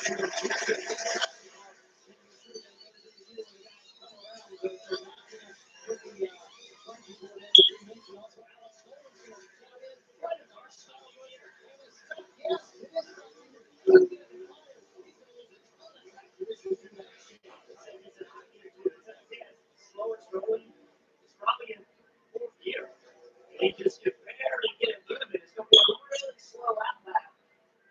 And he's a good stuff to get on pit entry, and he somehow gets the right pit road speed. That's amazing because everything's set up RPS in second, but he was stuck in 4th. I'm not sure how you guess how he comes up there. I guess you guys mentioned how slow he was. Maybe he realized when he was trying to downshift before he crossed the line to make it home, he realized I can't get it out of gear. I'm going to have to really overdo this. Was in the bin, in that white bin.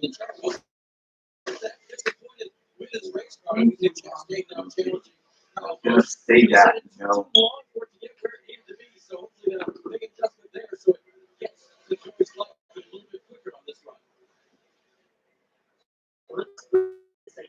So you might take off the beach sign right here on the green, right? So here, everything he needs to do is going to shift anyway. But if they can't fix it, every time they come to the road, they're going to be second. Well, remember the stage is not done here. You got to slow down for that or restart. Yeah, think about restarts.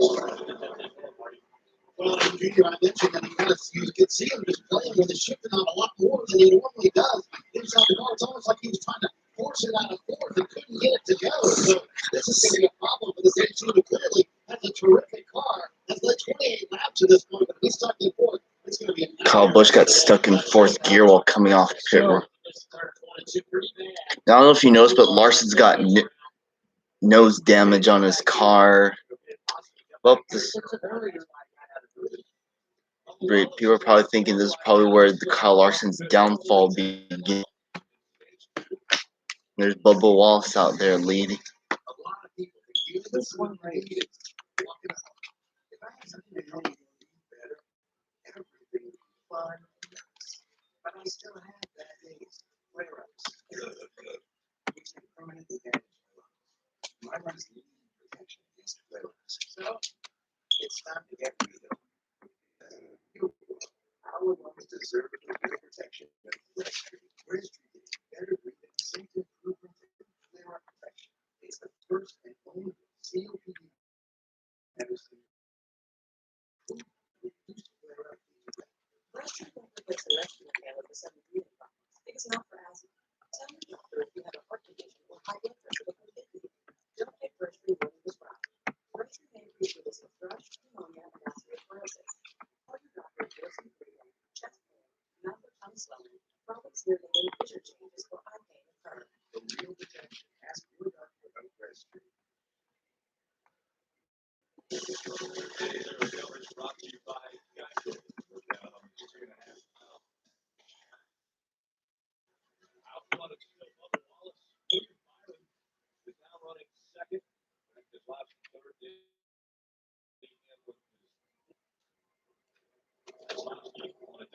In the pit road.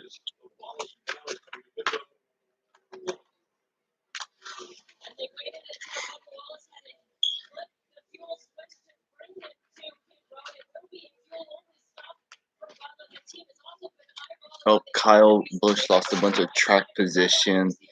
Then Alex Bowman stalled him a little by 2 seconds, and Busch almost clipped one of the crew member.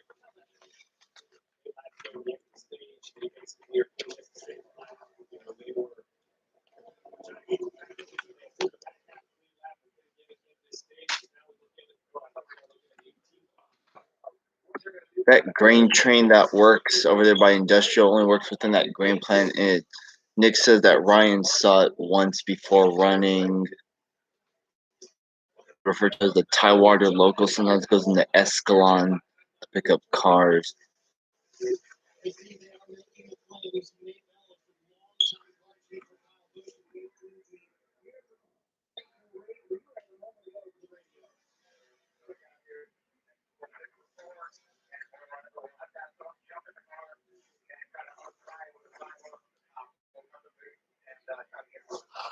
So that will be Nate Fellows who will fly inside the car trying to make this happen. And I don't know if it's going to fix it or not. I think it's going to make the transmission optimal. That won't really optimal, I should say. But they're going to try something new.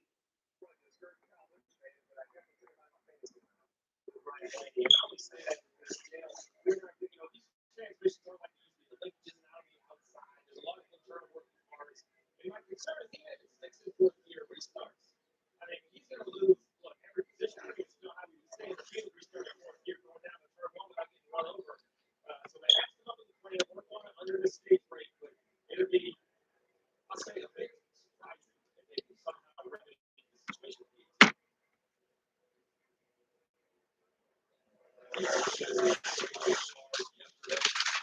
finished second, got a long way up, led last. Here in this race, then an issue with linkage to the transmission, so now he's struggling, stuck in fourth gear. So this next lap, I think you should just see the rear work on the left-hand side of your screen. So William Byron, his strategy is working very good. Fast race car, the battle between Kevin Harvick and Kurt Busch here on track.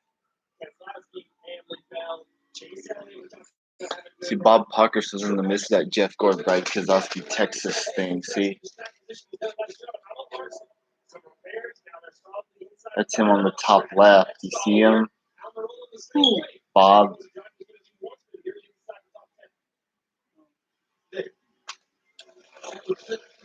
Especially under green flag conditions. Driver sometimes got questions. It was hurt a moment ago.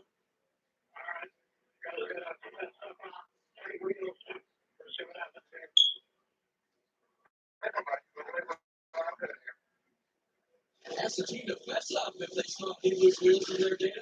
The answer was no. And Kurt's been running faster laps than the leader in some cases. Last time by, he was quickest. A lot of drivers worrying about the slug nuts or loose wheels. Well, clearly, I feel a vibration. I wonder sometimes if they're not feeling the splitter, on the racetrack. And some tires shake one another. That sounds crazy. This is a new tire here, and sometimes tires shake. And sometimes it is. Wade Byron is out front now. Second leader was back in his last position. In the third position, Christopher Bell and Chase Elliott all over the top five. Alex Bowman right there. Joe Logano, Bowman in 13th place, Logano 14th. Alex Reddick right there in front of his guys. The guy jumped out of the race. Just having, nice, solid day. Just trying to keep himself in the playoff picture.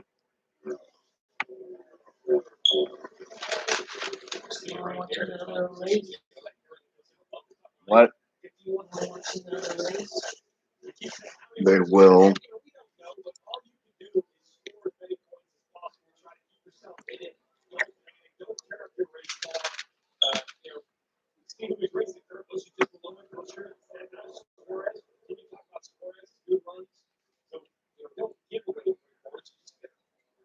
Manage each day for what you have as far as getting behind the wheel to 77.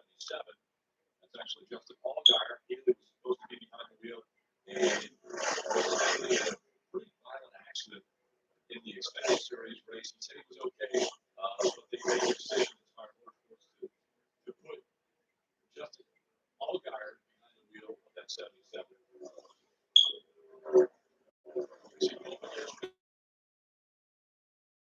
Winner. Was also these guys down.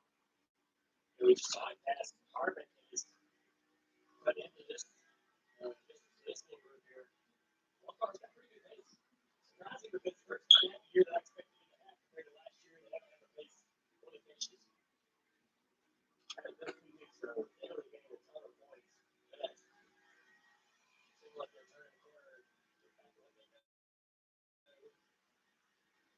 Also, benefiting a lot from Chevrolet's success. Just how good the Chevrolet finish. The road is closed. All right, so you can go into stage 2 now. Battle for second.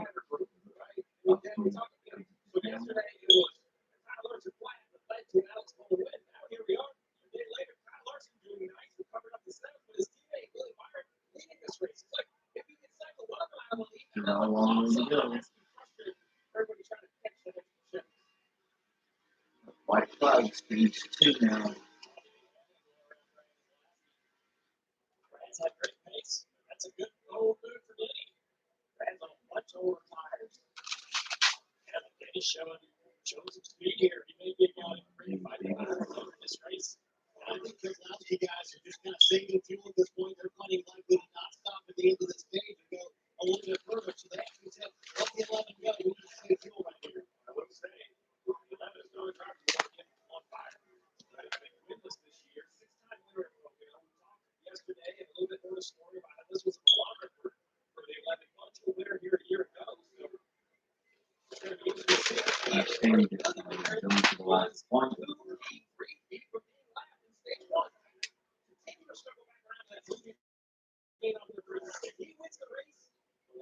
Byron finished stage 2 with Hamlin, Keselowski second and third. Boy, Byron wins stage 2 for Pocono. Denny Hamlin right there in striking distance. Bell. Right, Keselowski, Christopher Bell. Chase Elliott will be Elliott, all right. Stage 2. Well, final stage going to be fun next week. William Byron, Givenchy, Wow. unlocks himself at the end of stage 1 and now is able to win stage 2. That's that close. Even closer to stage 2.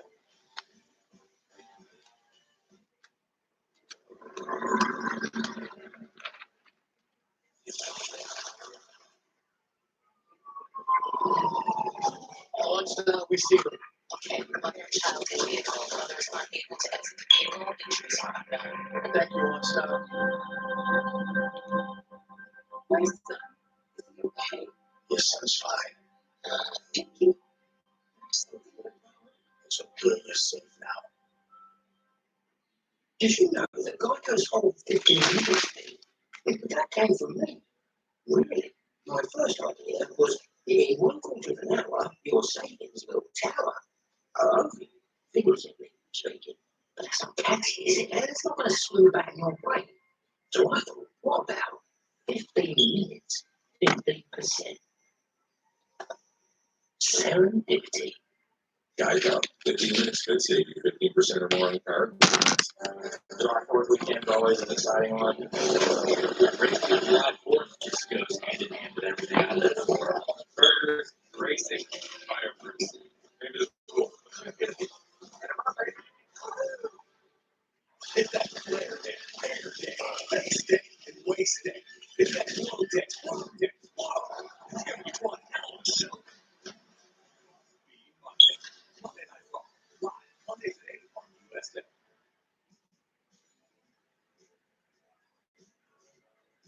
I'm going to get through the plastic as much as I want. You deserve a better value. Value yourself with the $5 Fire Growth numbers from Pocono. Golden Motors is bringing their 4 decades of superior customer service and family values to the all-new Woodland 4, making this a very special 4th of July. And right now, Woodland Ford is offering $500 in appreciation cash to military veterans, active military, and first responders. But as always, the deals and outstanding sales and service don't stop there. So come see us at Woodland Motors or Woodland Ford, or check us out online.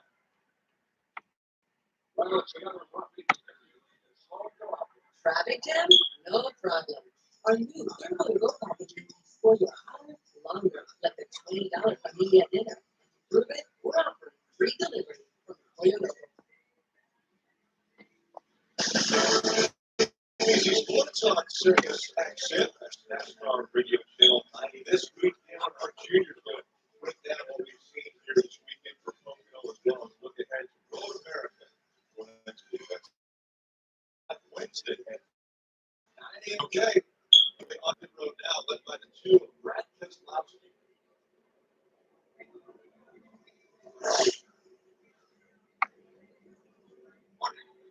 Rick, the original plan was they were going to stay out here, but they made the offer here to bring Brad Keselowski down the road. Jimmy Mullins said, hey, do you want to be freed up in traffic? He said, I'm really more worried about how much our car is falling off at the end of the run. So that's what they're going to work on with air pressure for Brad Keselowski. Meanwhile, how much further forward on pit road? They're going to do a regular stop on this stop. Then at the next stop, that's when they're going to do all the work inside the car for the 18. And we'll see how slow he takes off here. Now, waiting on the field to make sure that all the fuel, as you know, they make the offer as well. Nate Bellows going to climb in here. The car chief, first he's going to cut the boot, which is around the shifter knob, and then he's going to try to knock it out of here. I asked him, what happens then? He said, I have no idea. We hope it works. We're not sure if this is going to fix it. Of the 18, Kyle Busch, and they fix it. He be competitive once again this afternoon.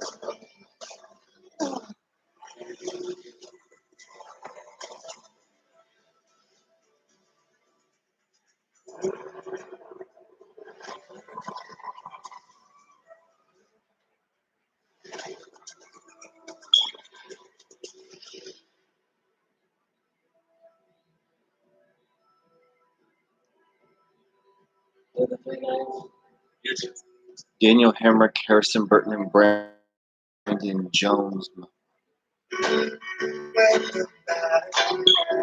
Same old place that you're back. Same old place that you hung out. Welcome back, America. It sure is good to see you.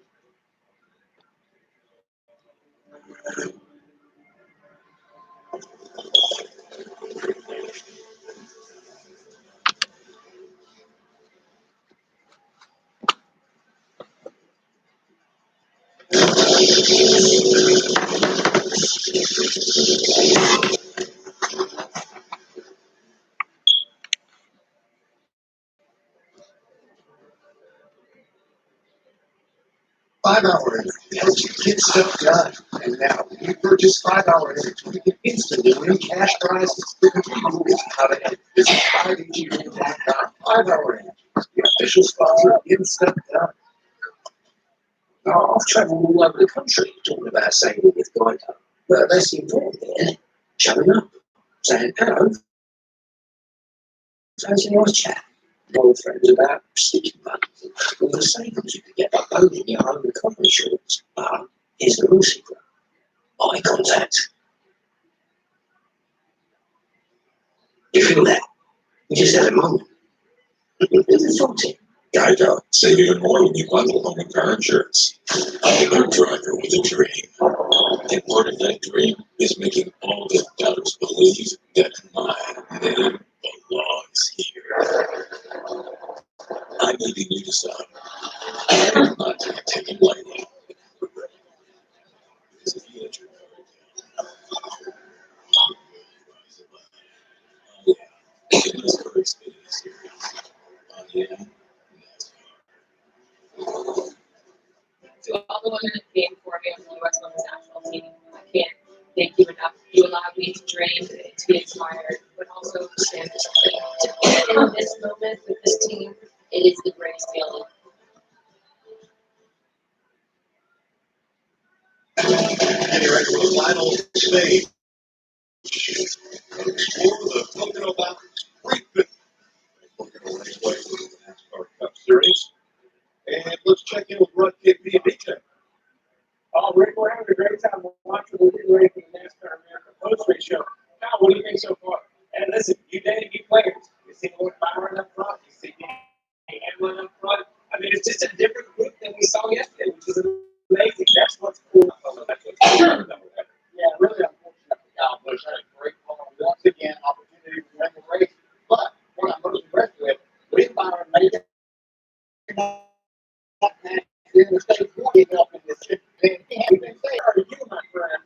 Fellas, I have been living in the RV forest for 2 days, but we've never seen anything like this. My guy, Jeremy Smith, he fixes chimneys for a living, and he needed a new work vehicle, said it was a no-brainer. You can't find a better maintaining vehicle than an ambulance. So I said, does the light still work? He said, yeah. That's That is brilliant. Beautiful way to watch the race for Pocono. And I'm sure that the crew on that 18 team already is excited about watching what's going on right now inside that car with Chipman. Well, they tried to get it out of fourth, but it's just stuck in fourth, and then they left. They really knew he was going to live with it for the rest of the day. But you see the NASCAR official there looking inside. He said, not good, because they cut the shift movie off. NASCAR did not like that, so they had to cover all of that area up. So now once again, we have to leave it here, and you hear the street.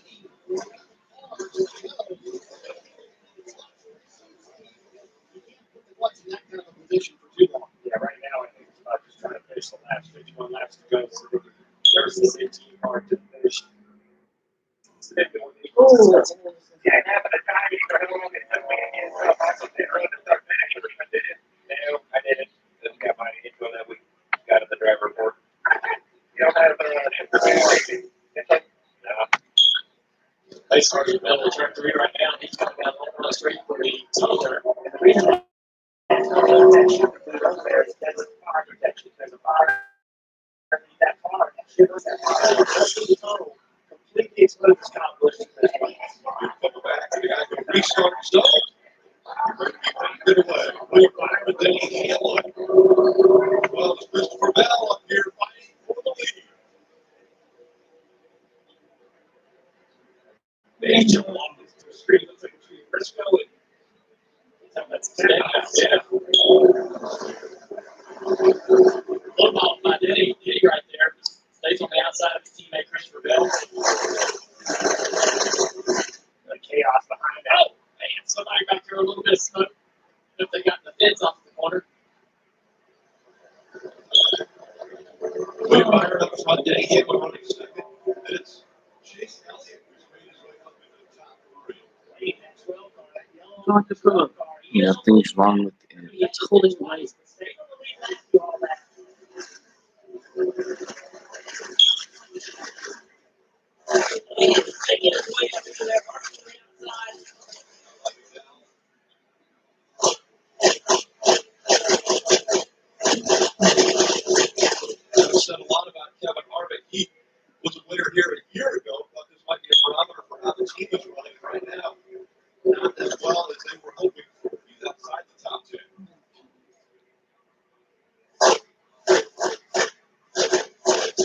Harvest down there too. Racetrack.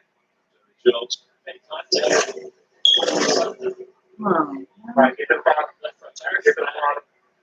See a bunch of damage in left front fender. Yeah, somebody's got some pretty bad damage. It's the right side down. That came right back in. I ran out of the smoke. I think I saw him the back straightaway. Why does he get onto the apron? Left front tire. He's got some damage to the right rear quarter panel. Right side's down, but it's that left front tire that's literally flat right now. I think somebody damaged the right rear quarter panel. Yeah, down.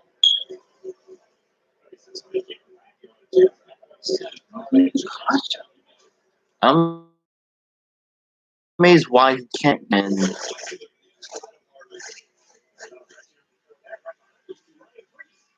Because we're down into the gold spots, maybe. See, should have gone to the. 43's made its way onto pit road now. Actually, yeah, they need to back up. They can't cross the car. Goes back in the box. No. News call the junior. Something happened on turn one. Off the smoke. So he's got damage to the left front. He's hit somebody there. He's got damage to the right rear. Somebody's hit. So that looks like an all-damage case. So look at this right here. Around the corner, bottom of the screen.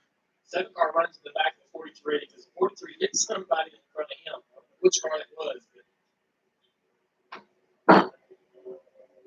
Oh, yeah, they stacked up. The 38. Yeah, he ran in the back of the 38 car. Who was started off having a bad day with a right tire issue early. Stacked up there and kind of similar. There it is. There's damage to. Oh, 41. Sorry. Cole Custer, who had an awful day yesterday. Big crash on the front straightaway. Cole, another frustrating day here.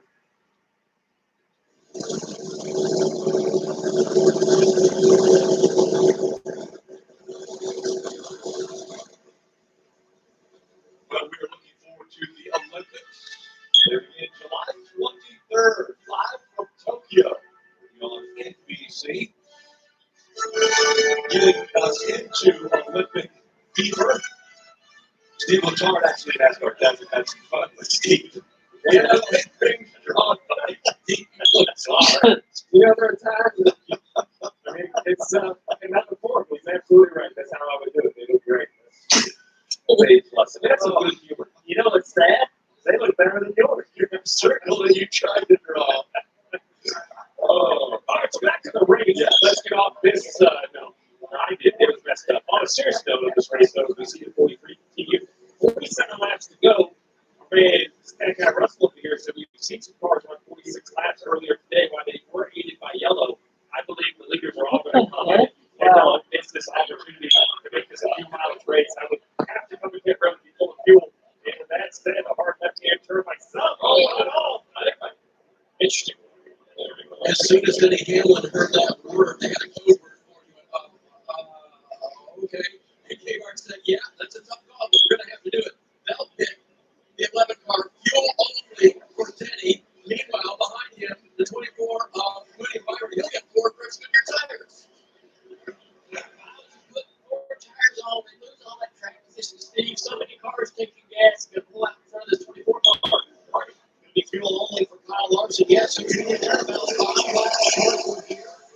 We make it to the very end. So, I don't know, Steve, you get some caution. Why not roll the dice here? Yeah, listen, I like this call. I think give yourself an opportunity now to answer that Junior's question about why you put tires on, please. Much like my counter straightening, I don't have a good answer for that strategy either. So I'm going for 2 so far. Yeah, I love this. Relies on his truck for the work. Knows that his truck will take care of him. And he takes care of his truck. And WeatherTech has always been the ultimate protection. From drill liners to no drill mud flaps to tag liner for your truck bed to non-stop to the handy underseat storage system. And Cup-2 keeps phone secure in any cup holder. Order your American-made products at WeatherTech.com. T-Mobile is a leader in product Experience it now with up to 4 powerful iPhone 12 Pros with 5G on us. And with our new Magenta Max plan, you'll get unlimited premium data that can't slow down based on how much smartphone data you use. And texts and fees are included. That's right. Unlimited premium data and up to 4 iPhone 12 Pros on us. Only at T-Mobile, the leader in 5G. July 4th weekend is always an exciting one. Racing on July 4th just goes hand in hand with everything I live for. Burgers, racing, fireworks. Very cool. Partners in business. Someone is hiding a very dark secret. The blood tells a story. Where's Chris? Where's his body? All new American Reading tomorrow, 10 Eastern. CNBC Radio. Save with 0% financing for up to 48 months during the giant summer sale at Northern California's #1 Honda dealer, Stop in Honda.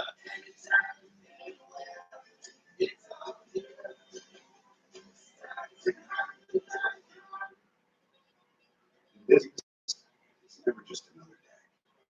It's the big sale, the big presentation, the day where everything goes right, or the one where nothing does. With Comcast Business, you get the network that can deliver gig speeds to most businesses and advanced cybersecurity to protect every device on it, all backed by a dedicated team 24/7. Really, Cameron? Every day, business is a big day. We'll keep you ready for what's next. Comcast Business, powering possibilities. Turn your car into cash today at Stockton Honda and get top dollar for your trade at the #1 Honda dealer in Northern California, Stockton Honda. Oh, the ice is afterwards at 4 o'clock. Oh, what is that? Oh. NASCAR on NBCSN is brought to you by Credit One Bank. Official credit card of NASCAR. Visit GoCreditOne.com. And by Ram Trucks, the only truck brand. The Motor Trend Truck of the Year 3 years in a row. You saw a lot of guys coming to pit road and then some venturing off and going back out of the racetrack. Take a look here. See the 9-car Chase Elliott. I'm going to pit. No, I'm not going to pit. But when he was doing all of that, he did not maintain speed. Watch the 20 car right here. 20 car right there. So NASCAR has deemed that the 20 car is now the leader of the race. But Chase Elliott did not maintain the speed. Well, that means that Christopher Bell was able to choose whichever lane he wanted to go in. And the outside and the 9 of Chase Elliott lined behind him. Yes, that's right. Alex Bowman, yesterday's winner, is in the front row on the inside.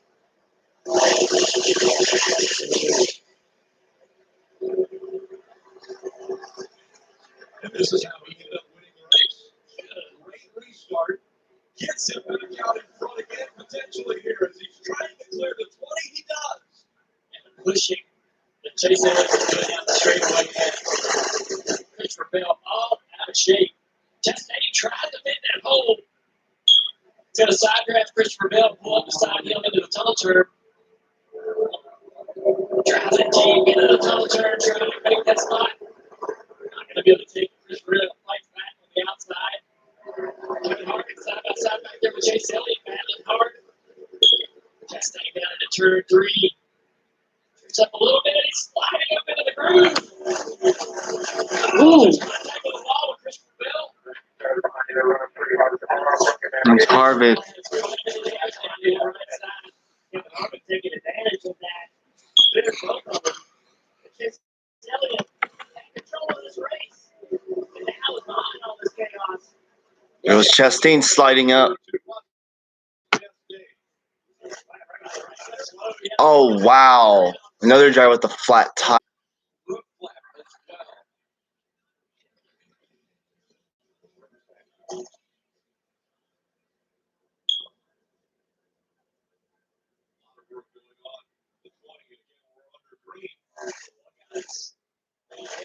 All of this mess. It's this guy right here, right on the roof of Brian Lane's car. More performance came down the front straightaway. He's moved all the way. Michael McDowell, Tyler Reddick up in the top 10 now. Probably got a loose wheel or a flat. He has really good speed and he's angry.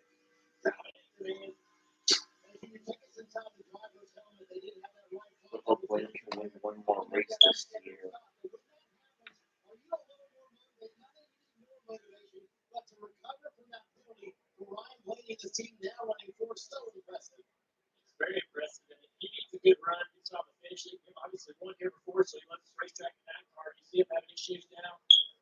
your screen, losing a lot of speed. He's through the tunnel turn. They have an issue. Yeah, he's slowing down. He's going to come to the road. Chase Elliott with a flat right front. How? Geez, what's up with all these stupid tire issues? Have you guys had enough already? Sticking over my favorite tires and left and right. Everybody, different makes are getting flat tires and nothing else. Restarted with the lead, and instead he got put back. And then after contact, problems compound. Now here you are on pit road, having too much age to right front tire in the race. Now on the bottom, you want to talk about a battle. The one of Kurt Busch a little bit ahead of these two, the 11 and the 24. The three guys that are the best on the field. You see last bit on the left side of your screen. Those three all came at lap 94. We're not sure if they can make it, but they definitely need the least amount of fuel to get on the green. If they get a caution kick, I would argue they can just stay on the racetrack. So they are racing like this is the track position for the win, even with 39 to go. Rick. Bowman's still out front, but we know that he has to become the pit road for NASCAR nonstop.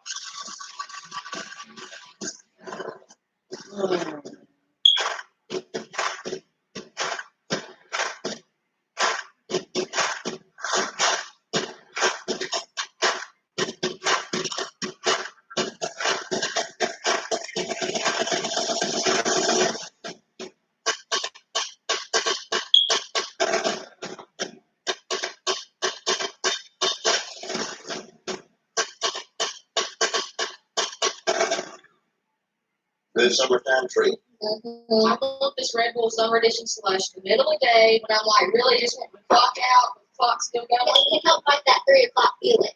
Sonic Red Bull Summer Edition Slush. It cooked me out. Like it back up. Today tastes like it's all fired up. Like it's going down. Tastes like open air. And you close your eyes. Today tastes like a Sunday ritual.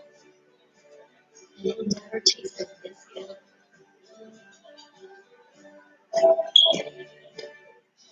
Get what you need for the comfort of your garage. Order online or via our website. With advanced same day. Yes, same day pickup, same day curbside, or same day delivery. Advanced auto parts.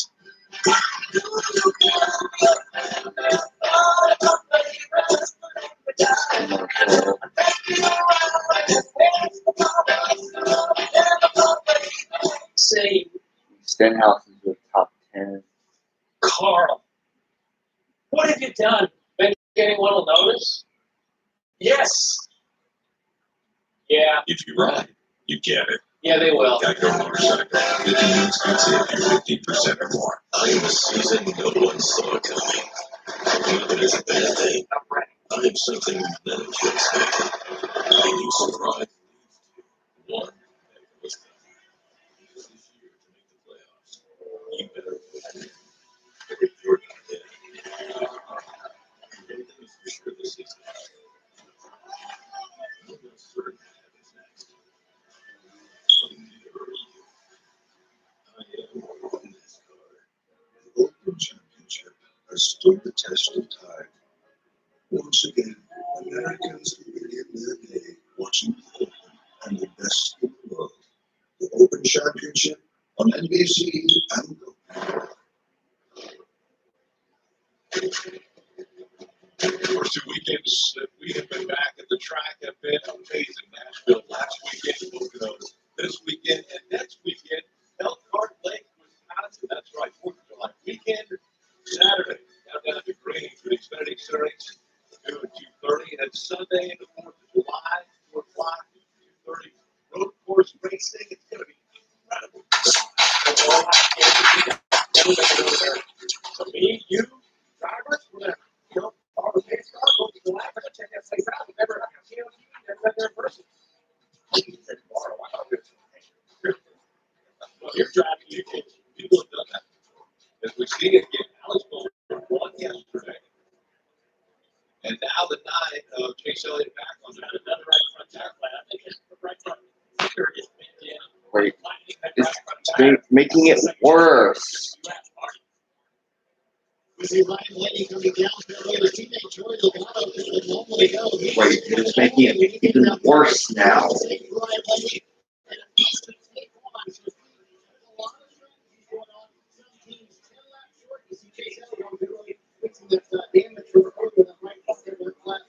And you also have some other drivers who are very lap short. And believe it or not, Kyle Busch still in the game. They told him a moment ago we're only 1 lap short.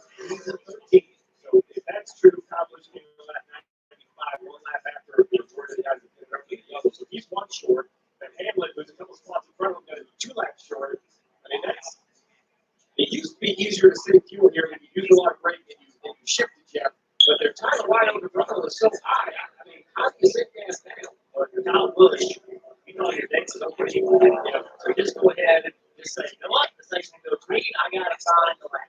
I just got to find it. Got to back my face off. Get on the throttle sooner. Get on the throttle later. And just see you get lucky. That's all you're doing. But drivers like Harvick, this last speed running, McDowell, all have to come back to pit road. There's just no way they can say no. I can't see any sort of way that they're going to be.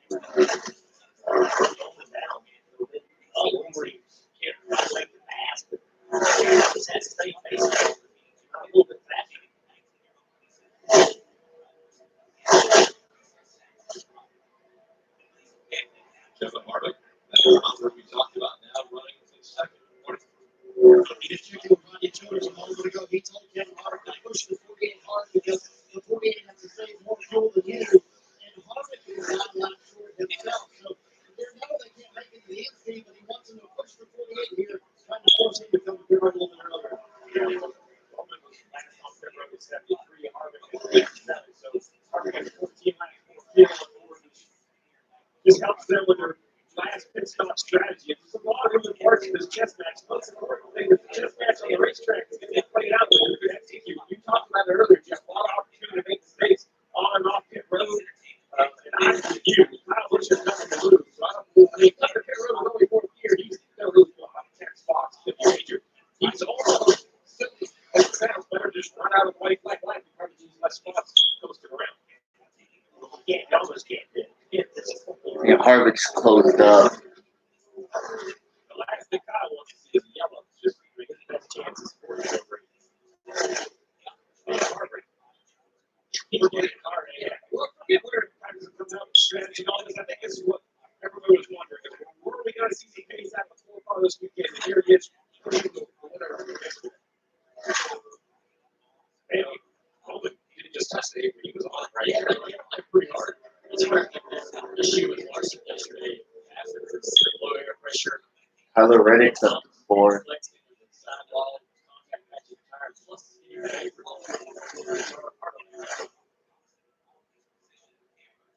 Talked about with a bunch of strategies. You have to see William Byron's past turn push. So Byron is now the first call with the best fuel load. Still not sure if he can make it to the 6th position.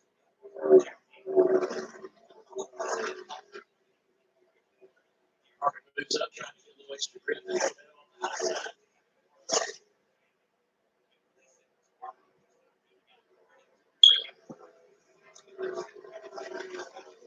out about second, 2 tenths on Brackett. Last back there, you see Grant. Coming through the corner. Tyler Reddick. 3.5 seconds behind the leader. 6 seconds back. So, yeah, I don't know what eavesdrop in on William Byron, but you listen to the radio and play something to hear it. But the 24 strategy to show the speed of their car and try to push these guys in front, or now that they're in front of Kurt Busch, still with any sort of reasonable chance to make Jeff Hugh. Because you would just back William Byron up and say, hey, we're really only racing Kurt Busch. They just told William Byron to really increase his speed going over the lap.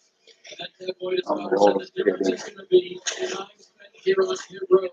So you would expect that to be that Byron will have to get a splash. He can get less than others. Yeah, so that's he can get less than others. I'm just not sure. I think Oh. Yeah, it's 47. So unfortunate. I don't know how these drivers randomly blow their engine. Well, Stenhouse is done for the day. 15th yesterday in the race.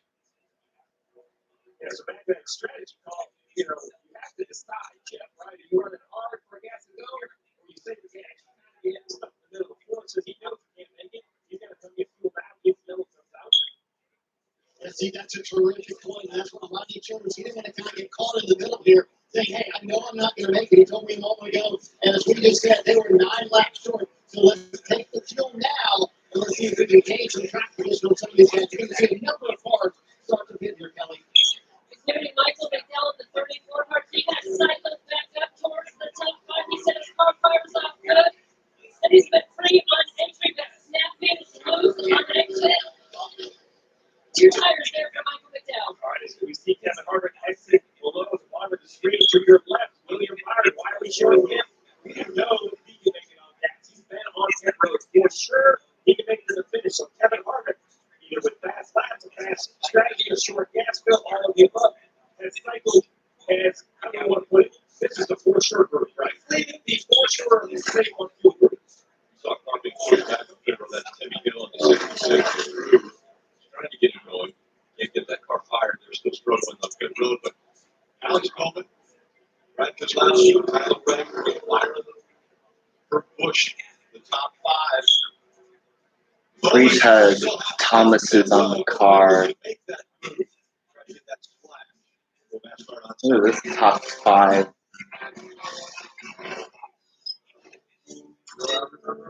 Today tastes like it's all fired up. Like it's cooling down. It tastes like open air and closed eyes. They just need to keep it green. Some people are saying that Ryan Preece could win this race in the 30s.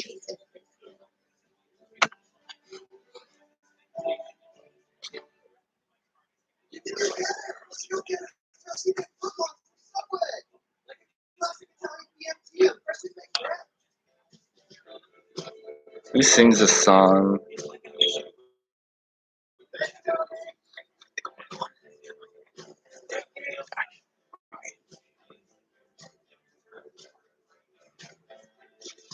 Choose better, pay better.